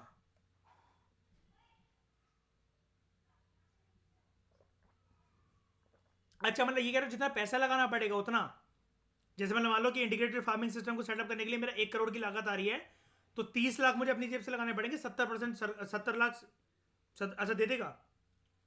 और फिर ये जो, अच्छा एक बात बताना जरा, अगर मुझे उसके तहत अगर वो भी मिल गया, सपोर्ट मिल गया है वाला, तो अगर ये मैं इस स्कीम में अगर मैं कवर हो गया, ठीक है, एज ST SC या विमेन के लिए, या जो भी जैसा जो सपोर्ट मिल रहा है, कोई भी कवर हो गया, या किसी को भी कवर करवा दिया मैंने, फिर मैं MSP लेने के लिए एलिजिबल होता हूँ? वो सबके लिए होता है, मतलब उस पर तो कोई कंडीशन नहीं होती ना ऐसी? अच्छा। श्रेया, श्रेया, इससे एक इंसाइट देख रहे हो, ये मैंने क्यों पूछा इससे? कल को ये प्रीलिम्स के अंदर एक ये एप्लीकेशन बेस्ड गवर्नेंस का क्वेश्चन आ सकता है, नहीं शाइनी? कि जिनको पॉलिसी स्कीम्स अगर सरकार अगर ऐसा सपोर्ट दे रही है सब्सिडी का, तो कुछ कुछ चीजों में, कुछ कुछ फील्ड्स में ऐसा हो सकता है कि सरकार MSP ना प्रोवाइड करे, मतलब फंसाने के लिए। समझ रहे हो ना सर मैं क्या कह रहा हूँ शैनी? UPSC पूछ सकता है कि फिर जो क्रॉप्स के अंदर जैसे यार 70 लाख का सपोर्ट मिल रहा है, श्रेया बताना, 70:30 का रेशियो बहुत होता है, 70 लाख, जहां आपकी 1 करोड़ की लागत आ रही थी उसने बचा लिया। तो कल को आपका अपना दिमाग स्ट्रक हो सकता है ना पेपर के अंदर, कि 70 लाख का जब सपोर्ट मिल ही गया, अगर कोई ऐसी स्टेटमेंट वो फंसा दे हमें कि इसके बाद MSP नहीं मिलेगा, तो हम लोग ये कहेंगे हाँ यार शायद से नहीं मिलता होगा MSP, जब इतना बड़ा सपोर्ट मिल ही रहा है। वो फंसा ऐसे देगा ना कि मतलब शायद उसका क्लेम बहुत स्ट्रांग हो जाता है, UPSC का स्टेटमेंट ऐसे फ्रेम करते हुए। तो एमएसपी तो जैसे आपने वो लाइन बोली ना, यही लाइन मैं सुनना चाहता था एक्चुअली, जो आप बोल रहे थे कि नहीं एमएसपी तो सबके लिए है। गुड बिस्मे, पहली बार बिस्मे का कोई फेवरेट टॉपिक है, इतनी बार बिस्मे पहली बार जिंदगी में बोला।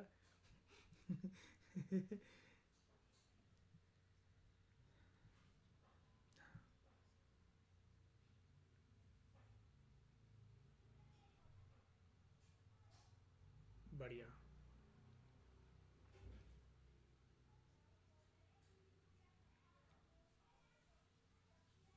क्लस्टर, अच्छा अच्छा अच्छा। अच्छा, जो जैसे मैं वर्टिकल फार्मिंग के अंदर जो कवर करवा रहा था। ओके।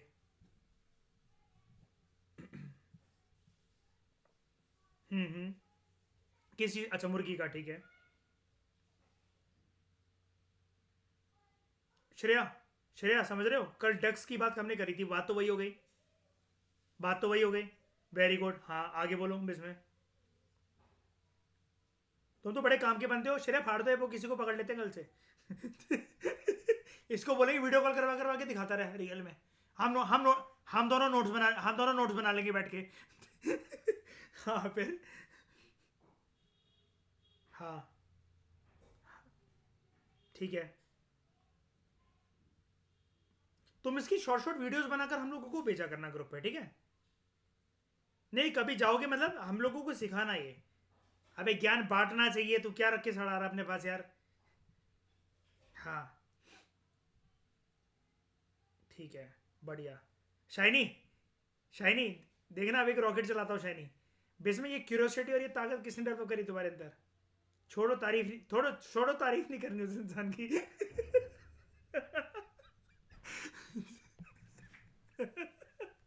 अरे मजाक कर रहा हूँ यार, मैं कुछ भी नहीं। बंदे को नहीं पढ़ना, मैं इतने सारे लोगों को पढ़ा रहा हूँ, यही क्यों लाइव देखते हैं बताना जरा, बाकी तो मौज मस्ती कर रहे हैं ना। शाइनिंग में बताना, जितना कोर्स अपन का कवर करते हैं वीडियो रिकॉर्डिंग से कोई कवर कर भी सकता है फाउंडेशन कोर्स का, कभी खत्म भी होगा।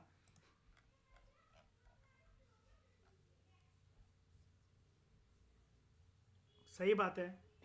पर पता है क्या होता है, मैं वर्ड टू वर्ड इसलिए कवर करवाता हूँ यार, देखो अब जैसे हम आमने सामने बातें कर रहे हैं, मुझे कोई डर तो नहीं है कि भाई मैं वीडियो पॉज कर दूंगा, कोई कुछ ना बोलो भाई। मैं हमेशा क्या बोलता हूँ, thank you very much for discussion. Discussion दो तरफा होती है, यहाँ सिर्फ मैं बकबक करने के लिए नहीं आता, आपसे भी इंसाइट मिलता है।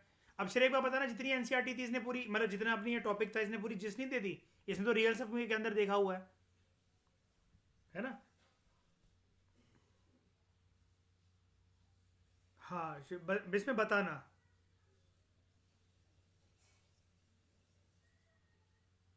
एक्वाकल्चर, जब हम कल पढ़ रहे थे ना वो चेन बनाकर, मैं बता रहा था आपको कि इसका वेस्ट मटेरियल उसके फूड के काम आएगा। हाँ अच्छा सॉरी, मैं तुम्हें टोक दिया, पहले तुम हाँ उसकी बात बताओ, मुर्गी का जो वेस्ट है फिर क्या करते हो उससे।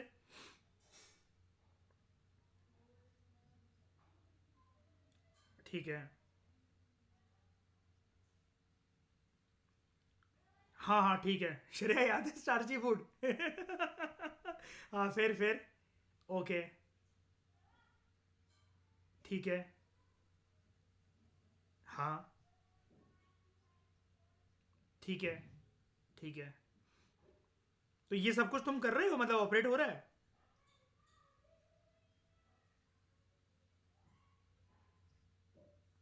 जैसे वही मैं अब आपको बता रहा था कि अभी घर वालों की अपनी बात बता रहा था कि मैं चाहता था खेती बाड़ी ये लोग करते हैं, बगल में ये हनी बी फार्मिंग स्टार्ट कर लें, है ना। बढ़िया।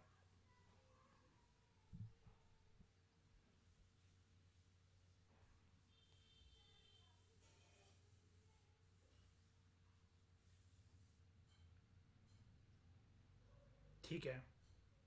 ठीक है।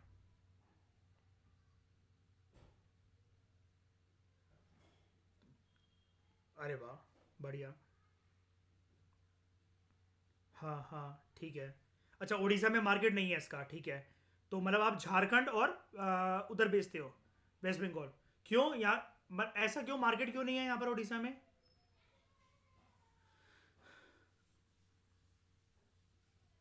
हाँ। अच्छा।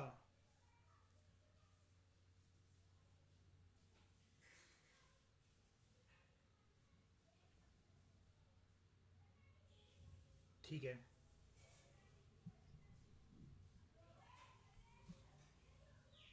अच्छा क्या कह रहे हो शेर, आप क्या कह रहे हो। कंपटीशन है। आप अभी कुछ पूछ रहे थे श्रेयस से, क्या आप पूछ रहे थे, क्या इंसाइट दे रहे थे इसमें से?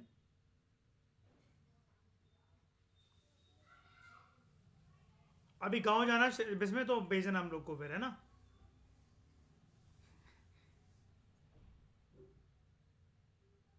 रेसिड्यू रेसिड्यू सेल करते हो?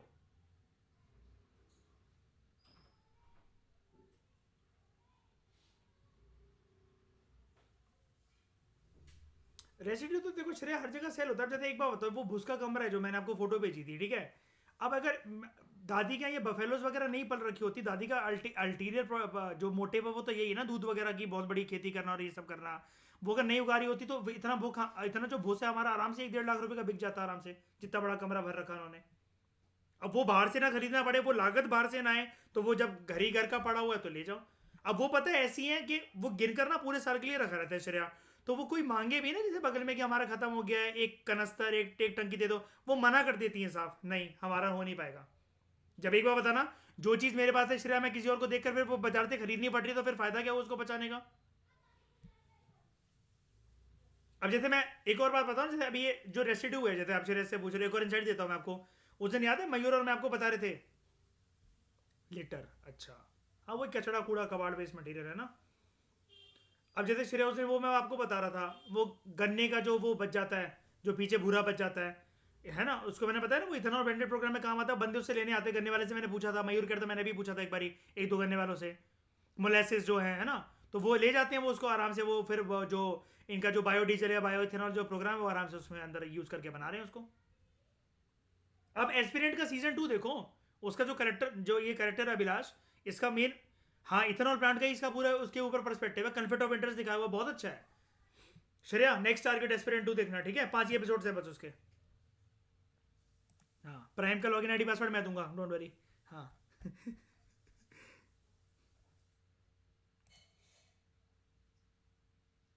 हाँ हाँ हाँ हाँ। बुद्धिस्ट क्या है?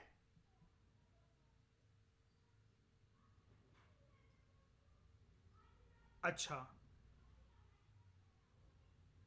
अच्छा।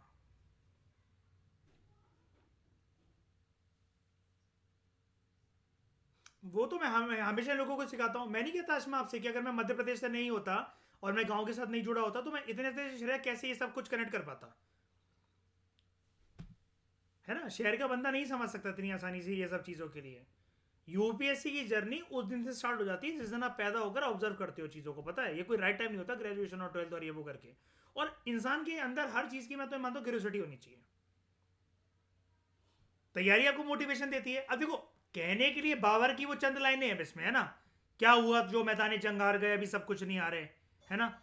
वो अदम साहस और इच्छा शक्ति जो किसी के आगे सर झुकाने को तैयार नहीं। तो श्रेय it is not only about battle of Panipat, first battle of Panipat,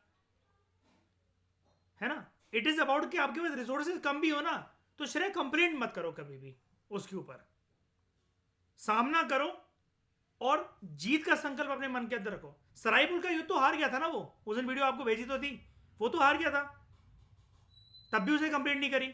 और जब पानीपत का युद्ध जीत गया बाबर, तब भी ओवर एक्साइटेड नहीं हुआ। क्यों इसमें? इसलिए क्योंकि अभी एम्पायर बिल्ड का काम बाकी था। भगवान की कृपा से जिसका घर बन जाता है, खुद की प्रॉपर्टी हो जाए, वो कितना खुश है। लेकिन शाइनी अभी 2 साल तक ईट का ढांचा प्रिपेयर करना है, कॉन्ट्रैक्टर के सामने खड़ा होना है, उसको समझाना है, सब कुछ करना है ना?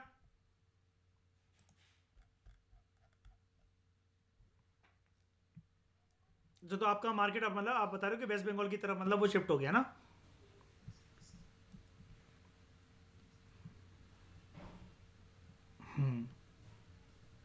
अच्छा।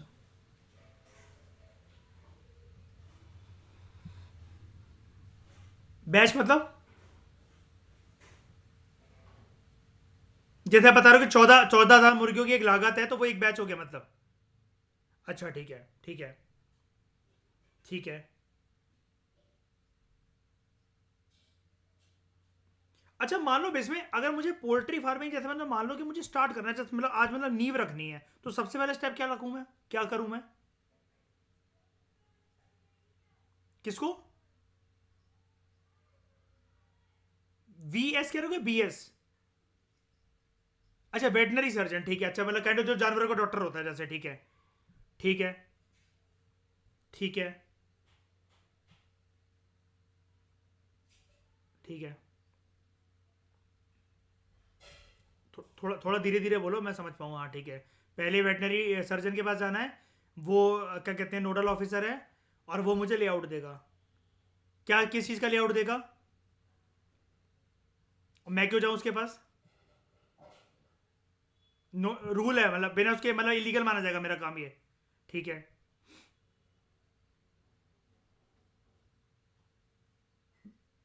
ओके, ये हर जगह रूल है?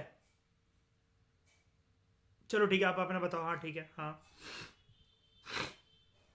हम्म। हम्म। अच्छा ठीक है, चीफ डिस्ट्रिक्ट वेटनरी ऑफिसर के पास में CDB, अच्छा CDVO के पास मैं अप्लाई करूंगा कि मैंने जो है वो वेटनरी सर्जन को दिखा लिया था, सारी चीज़ें करवा ली थी। और मैंने, उन्होंने मुझे अप्रूवल दे दिया है। ठीक है। ठीक है। ठीक है। ठीक है। ठीक है। ठीक है। ठीक है। ठीक है। ठीक है। मतलब ये सारा पूरा रिव्यू मैकेनिज्म चल रहा है पहले, मेरी फाइलों का, मेरे कागज का काम चल रहा है, मतलब ये पूरा पूरा। ठीक है, फिर। ठीक है। अभी करना कहाँ पर है मुझे? मुझे इसके लिए चाहिए क्या? कोई गोडाउन चाहिए, कोई कमरा चाहिए, कोई स्टोर रूम चाहिए, क्या चाहिए मुझे इसके लिए? जमीन कितनी बड़ी, मतलब मैं, वो डिपेंड करता है कि मैं कितनी बड़ी मतलब इन्वेस्टमेंट करना चाह रहा हूँ। तो जैसे मतलब मान लो कि मैं स्टार्ट कर रहा हूँ 10 लाख रुपए से, ये सब ये सही होता है पोल्ट्री के लिए कि कम है?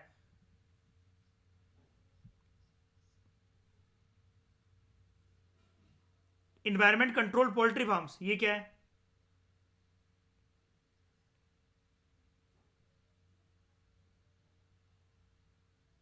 अच्छा, कुछ जैसे वो ठंडी ठंडी वो आती है जिससे, उसी के ऊपर पानी गिरता है, वो जो कहते हैं। ठीक है। ठीक है।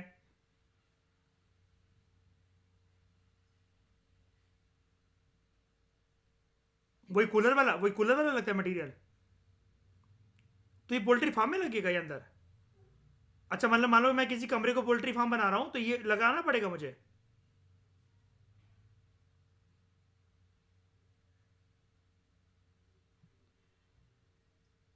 अच्छा। अच्छा। अच्छा। तो ये वाला काम फिर मतलब हर जगह पर भी नहीं हो सकता इसका मतलब? कि मैं सोचूं दिल्ली की सर्दियों में या गर्मियों में कर लूंगा? एक मतलब कांस्टेंट टेम्परेचर चाहिए होता होगा इनके लिए?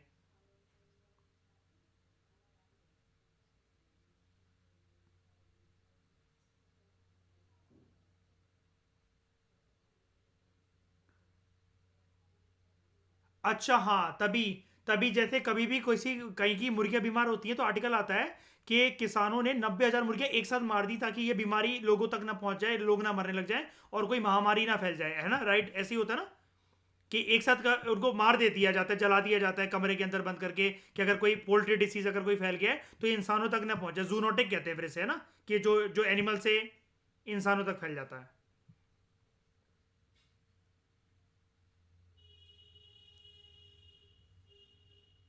ठीक, किसके बॉडी? अच्छा, ये जो इसका जो वेस्ट लेटर होता है इससे अमोनिया निकलता है। ठीक है।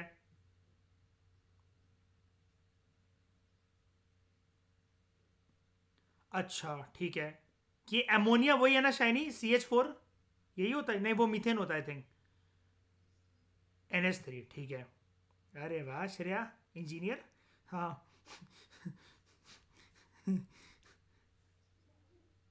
कि अच्छा, सेंट्रल पोल्यूशन कंट्रोल बोर्ड से पोल्यूशन सर्टिफिकेट मिले? इतना लंबा प्रोसेस है इसका? है? तब तो मैं ही मुर्गी बन के पैदा हो जाऊंगा अगले जन्म में। हाँ। फिर? हाँ।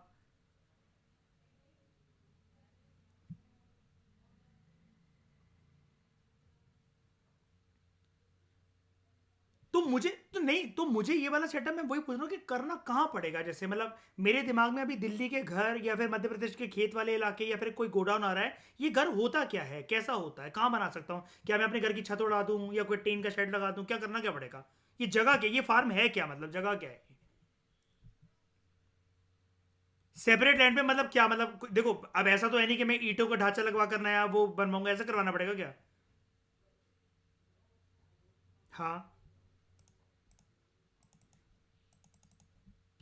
अच्छा, बनाना पड़ता है।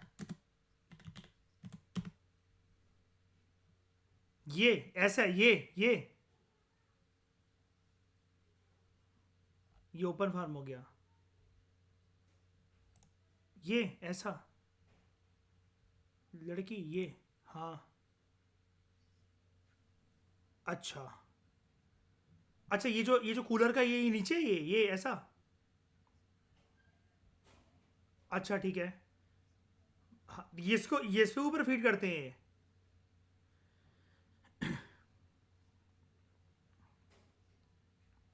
हाँ। ओके। ओके। और ये अमोनिया इसी पे कलेक्ट होता है। अच्छा अच्छा, ये तभी ये था प्रोडक्टिव, उसमें ये बनकर जा रही है। आप लोगों के बंदे भी ऐसे ही जाते हैं कुछ, ये ग्लव्स ग्लव्स पहन के। अच्छा। ठीक है। और कई लोग मास्क वगैरह भी लगाते होंगे जैसे,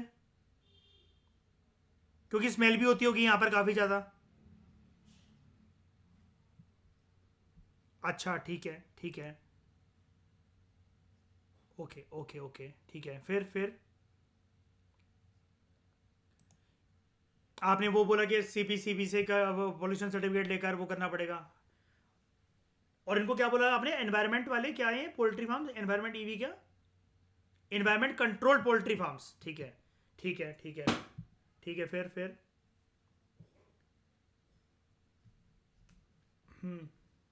अच्छा। ठीक है। हम्म।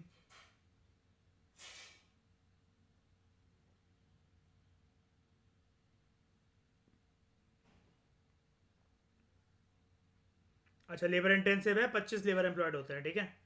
ओके। अच्छा, मतलब कुल मिलाकर लेबर इंटेंसिव है, मतलब लेबर चाहिए ही चाहिए, है ना। अच्छा, कम लेबर चाहिए, अच्छा लेस लेबर इंटेंसिव है। ठीक है ठीक है ठीक है।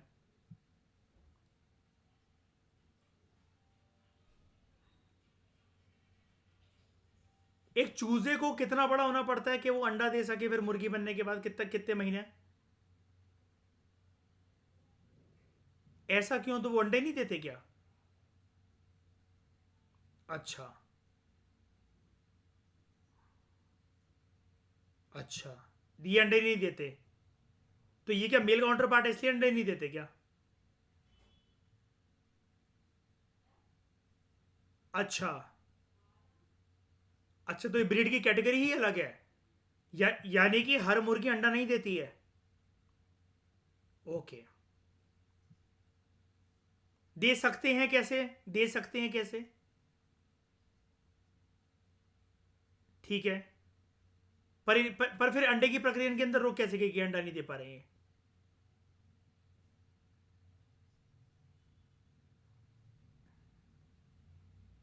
अच्छा। अच्छा। अच्छा। ओके। हाँ, कितना बड़ा हो जाता है वो उसके अंदर। ठीक है।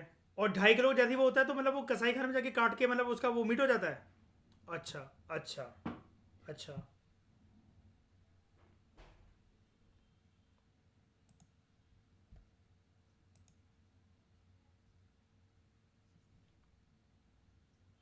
इनपुट्स, मतलब इनपुट चाहिए इसके लिए। क्यों, पर बिस्में तो बिस्में मतलब टोटल लागत कितनी आ जाती है फिर ये सब। अच्छा, जैसे ये वाली जो लैंड है, जैसे आपने खरीदी हुई है, तो एक किराए पे खरीदी हुई है कि खुद, मतलब खुद का इतना बड़ा लैंड खरीदा हुआ है, खेत पे क्या करा हुआ है। अच्छा। जैसे मैं ऐसा कर सकता हूँ कि मैं एक खेत खरीद लूँ, जैसे मतलब मान लो 5 बीघा 6 बीघे का, 5 साढ़े 5 लाख रुपए लगाकर। नहीं नहीं, मान लो मैं खरीद लूँ, तो मैं इतना जो है इतना ऐसे करके बनवा लूँ, फिर इसके ये ढांचे और ये सब करके, तो ये भी तो एक नेचुरल लैंड किसी पे भी हो सकता है ना, ये वाला तो आप ही ऊपर से कुछ बता रहे थे कि पानी की बौछारें आती हैं, क्या आती है, वो क्या होता है। अभी आप बता नहीं थे, वो कूलर के वो लगाए जाते हैं और वो करे जाते हैं साइड में। अच्छा, वो टेम्परेचर मेंटेन करने के लिए।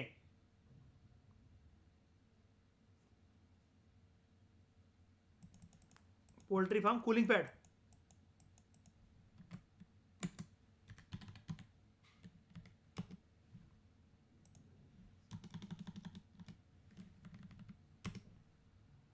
ये। अच्छा। अच्छा। अच्छा, ये लगा, अच्छा हाँ, जैसे कूलर के बगल में लगे रहते हैं, ठीक है। इससे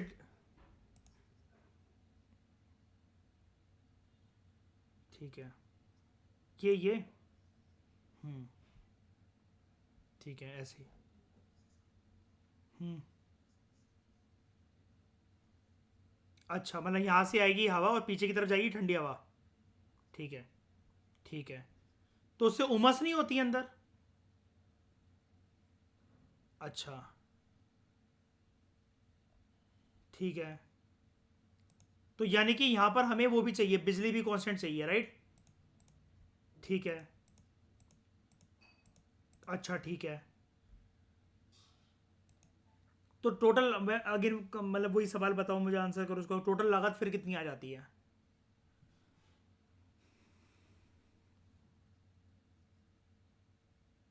70 लाख? अच्छा,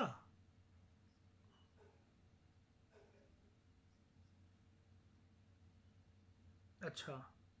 और इसमें इसमें इसमें कोई वो मिली?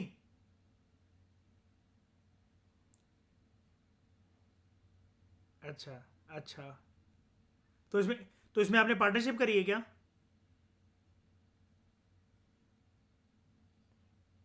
अच्छा, ठीक है।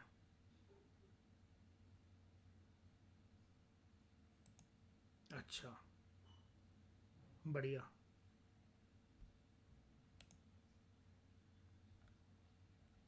बढ़िया, बढ़िया। श्रेया अभी तक तो आग लगा दी होगी ये 4 शीट्स पर, है ना? स्टेप्स लिख लिख कर, है ना? घिस गया होगा B5। वो भी कह रहा होगा बस कर दे, रख जा, कैब बंद कर, गुड नाइट बोल। तो ठीक है, बढ़िया इनपुट दिया यार, थैंक्स यार इसमें यार, बढ़िया। कभी दिखाना यार ये सब चीज़ें उस पर जाकर, क्योंकि ये सब तो हमारे, क्योंकि श्रेया इस साइड तो होता नहीं है हमारे ये सब, है ना? अपने यहाँ तो खेती बाड़ी वाले वैसे ही नॉर्मल ला के होते हैं, एक दो अगर पोल्ट्री फार्म में से हो भी तो हमारे कोई प्रचलित चीज़ तो है नहीं है, फेमस चीज़, है ना? कि हम जाकर देखें या फिर इसी के काम धाम हमारे सामने चल रहे हों।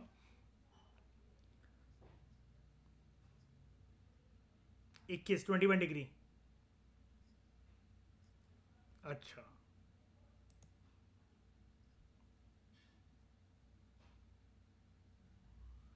अच्छा। तो इसके लिए फिर बंदे तो साफ सफाई के लिए तो चाहिए पड़ते होंगे, जैसे मतलब वो नीचे अगर वो लिटर इकट्ठे करते जा रहे तो कितने दिन के अंदर उसको साफ करा जाता है फिर वो? जैसे मुर्गियां वो जो नीचे घूम रही थी और जो उनके बिछा हुआ था, यहाँ पर आपने क्या बताया कि अमोनिया रिलीज होता है ना? तो मतलब ये, तो फिर कितने टाइम के लिए छोड़े इनको, मतलब यहाँ पर कितने टाइम की सफाई होती है फिर यहाँ पर?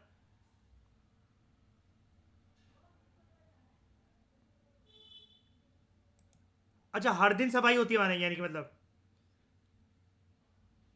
ऑप्टेन कैसे ऑप्टेन? अच्छा, मतलब वो जो पड़े हुए थे, कहाँ गया ये? वो जो पड़े हुआ था जैसे वो जो घास फूस है, ये जो पड़ा हुआ था, इसको छोड़ दिया जाता है लेकिन इससे वो खींच लिया जाता है, ये कैसे?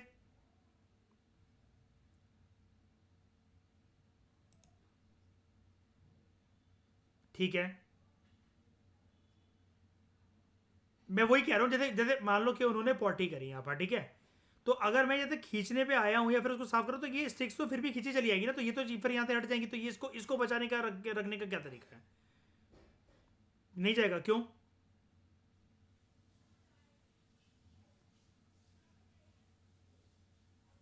अच्छा,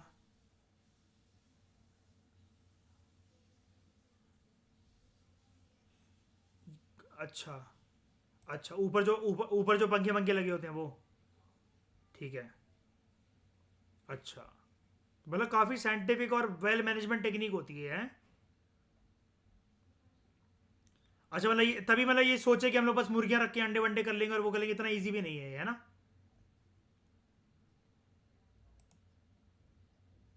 अच्छा।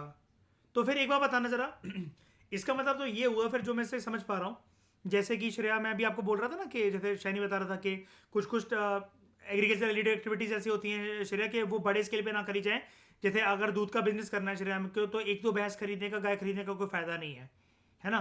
फिर वो लार्ज स्केल पे हो तभी वो फायदा है, फिर उससे हम मतलब एलिड एक्टिविटी जैसे कि बटर बेचना, घी बेचना, पनीर बेचना, ये सब कर सकते हैं। तो यहाँ से भी इसमें मुझे ये समझ में आ रहा है कि अगर इतनी लागत खुद से लग रही है, कांस्टेंट बिजली चाहिए चाहिए, उस खर्चे को मतलब काइंड ऑफ फुलफिल करने के लिए या फिर उसको कंपनसेट करने के लिए मुर्गियों की लागत बहुत ज़्यादा होनी चाहिए मेरे पास, है ना। मतलब बहुत ज़्यादा अधिक मात्रा में मुर्गी होनी चाहिए, मतलब यहाँ पर ऐसा नहीं है कि 25-30 मुर्गी से मेरा काम चल जाएगा और मैं प्रॉफिटेबल बन जाऊंगा, है ना। अच्छा, 14,000 भी कम पड़ जा रही है मतलब प्रॉफिट निकालने के लिए, है?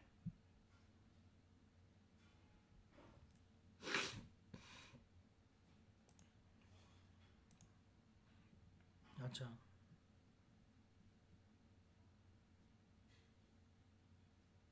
अच्छा।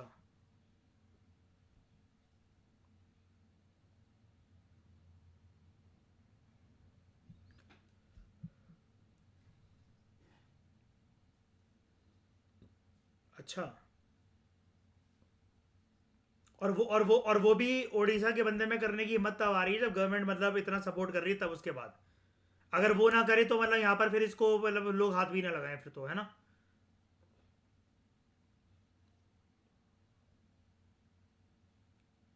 तो ये महंगी हुई कि सस्ती हुई?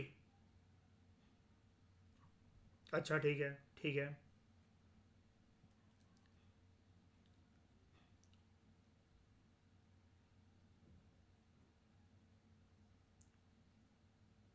मैं वही कह रहा हूँ कि अगर सरकार का सपोर्ट ना हो तो मतलब फिर तो इंसान उड़ीसा का आदमी हाथ भी ना लगाए इन सब चीज़ों को, है ना। बढ़िया। गुड। हम्म। हम्म। अच्छा। और अभी कितना मतलब अभी अभी उस सरकार इन सारी चीज़ों में शेयरिंग करती है मतलब ये सब में? अच्छा। हम्म। हम्म। पर वही है ना कि वहां पर प्रूफ करना पड़ेगा ना कि बंदा कोई एग्रीकल्चर एक्टिविटी कर रहा है, यानी कि खेतों पे जाके घर बना लिया, कोठी बना ली, महल बना लिया, फिर उसके अंदर बिजली यूज कर रहा है ना। ऐसा भी नहीं होता होगा ना। हम्म। नॉर्थ नॉर्थ इंडिया का श्रेय तो आदमी बदमाश है नहीं। वो तो पता चला खेतों पे रहना ही तो है, घर बना के यहाँ रह लो, 1 रुपए की बिजली मिल रही है, यहीं से कल से सारा काम चल जाएगा। और उसके बाद भी बिजली के खंभों में नंगी तार डाल के पता चला बिजली चला रहा हूँ। बढ़िया। थैंक्स विस्मय फॉर द इनसाइट। आगे एक पॉइंट रह गया है, इसको देख लेते हैं बस। Seasonal pattern. India has 3 major cropping seasons. एक होता है खारिफ सीजन, एक राबी सीजन, एक जैद सीजन, ठीक है। Kharif season, it starts with the onset of monsoon season and continues to the beginning of winter. Major crop इस सीजन के क्या होते हैं? Rice, maize, jowar, bajra, cotton, sesamum, groundnut, pulses such as moong and urad. Rabi season, it starts at the beginning of winter season and continues till the end of the winter और beginning of summer season. Major crops इस season के क्या होते हैं? Wheat, barley, jowar, gram P, oil seeds like mustard, linseed and rapeseed. That season, it is a summer cropping season between the Rabi and the Kharif season and includes the cultivation of watermelon, muskmelon, vegetables, cucumber and fodder crops. ठीक है। ये सारी चीज़ें I think आपको पता है ना, ये जो भी है। राइस आप जानते हो, मेज क्या होता है? मक्का,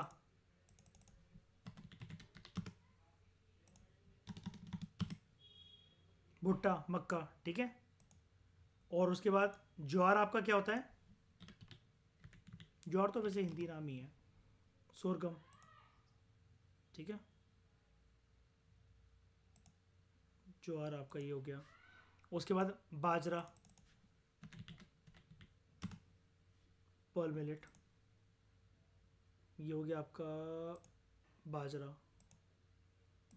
दिस, ठीक है। उसके बाद आपका कॉटन आप जानते हो, सेसमम,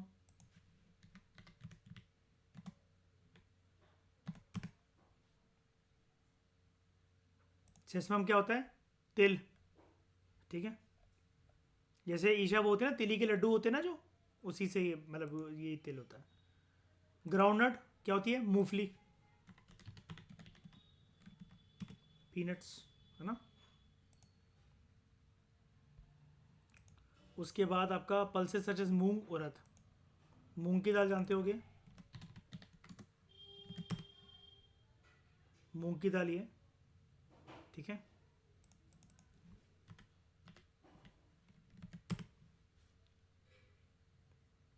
दाल भी इसमें उड़ीसा में आप लोग शामिल नहीं करते ना डाइट में? क्या करते हो? चावल तो करते हो, दाल नहीं करते ना? नहीं नहीं, मुर्गियों को खिलाने के लिए कह रहा, इंसान की बात कर रहा हूँ मैं। अब पूरी डिस्कशन में आप तो मुर्गियों की जोन में ही रहोगे क्या?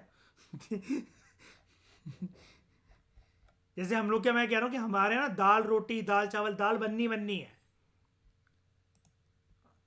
अच्छा। अच्छा। Okay okay.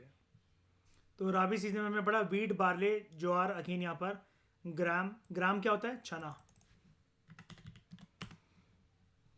ग्राम होता है आपके काले चने, जिसको कई लोग पागल लोग छोले भी बोलते हैं। ये एक्चुअली छोले नहीं होते हैं।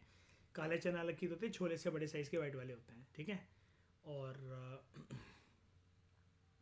कहाँ गया ये? पी। पी क्या होता है? मटर, ये तो जानते होगे, ठीक है। उसके बाद आपका हो गया oil seeds like mustard, linseed and rape seed. Linseed दिखा देता हूँ आपको। लिनसीड आपका ये फ्लैक्स सीड जिसको बोलते हैं, दूसरा नाम। फ्लैक्स सीड ऑयल भी इससे बनता है। और ये इसके अंदर भी गुड कोलेस्ट्रॉल होता है, ठीक है। और अखरोट की तरह, वॉलनट की तरह आपको फ़ायदा करता है ये। फिर आपका आया रेप सीड। ये एक तरीके का ऑयल सीड होता है और ब्राइट येलो फ्लावर से बनता है। इसके खेत एक बार को देखने में, मतलब जैसे ये जो है यहाँ पर आपको ये देखने को मिलेगा, ये आपका मस्टर्ड ऑयल,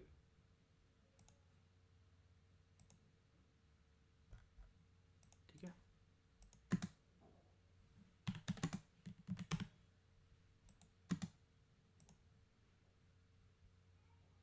तो हिंदी में ऐसा नाम आ रहा है। Rapeseed crop is known by different names in different places. Example सरसों, तोरिया और लाही। बाई मस्टर्ड इज नोन एज राई, राया और लाहा। यानी कि है ही एक तरीके का क्या, मस्टर्ड सीड ही, मस्टर्ड ऑयल इससे बनता है, ठीक है। उसके बाद आपका ये सब तो आप जानते हो, watermelon, muskmelon, vegetables, cucumber, water crops, ठीक है। सारी चीज़ें कवर है। तो इस डिस्कशन में दोस्तों फिलहाल इतना ही। कॉम्प्रिहेंसिव तरीके से हम लोगों ने पोल्ट्री फार्मिंग का प्रोसेस भी जाना, ठीक है। और थैंक यू बिस्मे फॉर दिस। इसके अलावा हमने जो मेन बातें करी वो करी, characteristics and features of Indian agriculture. Thank you very much for discussion.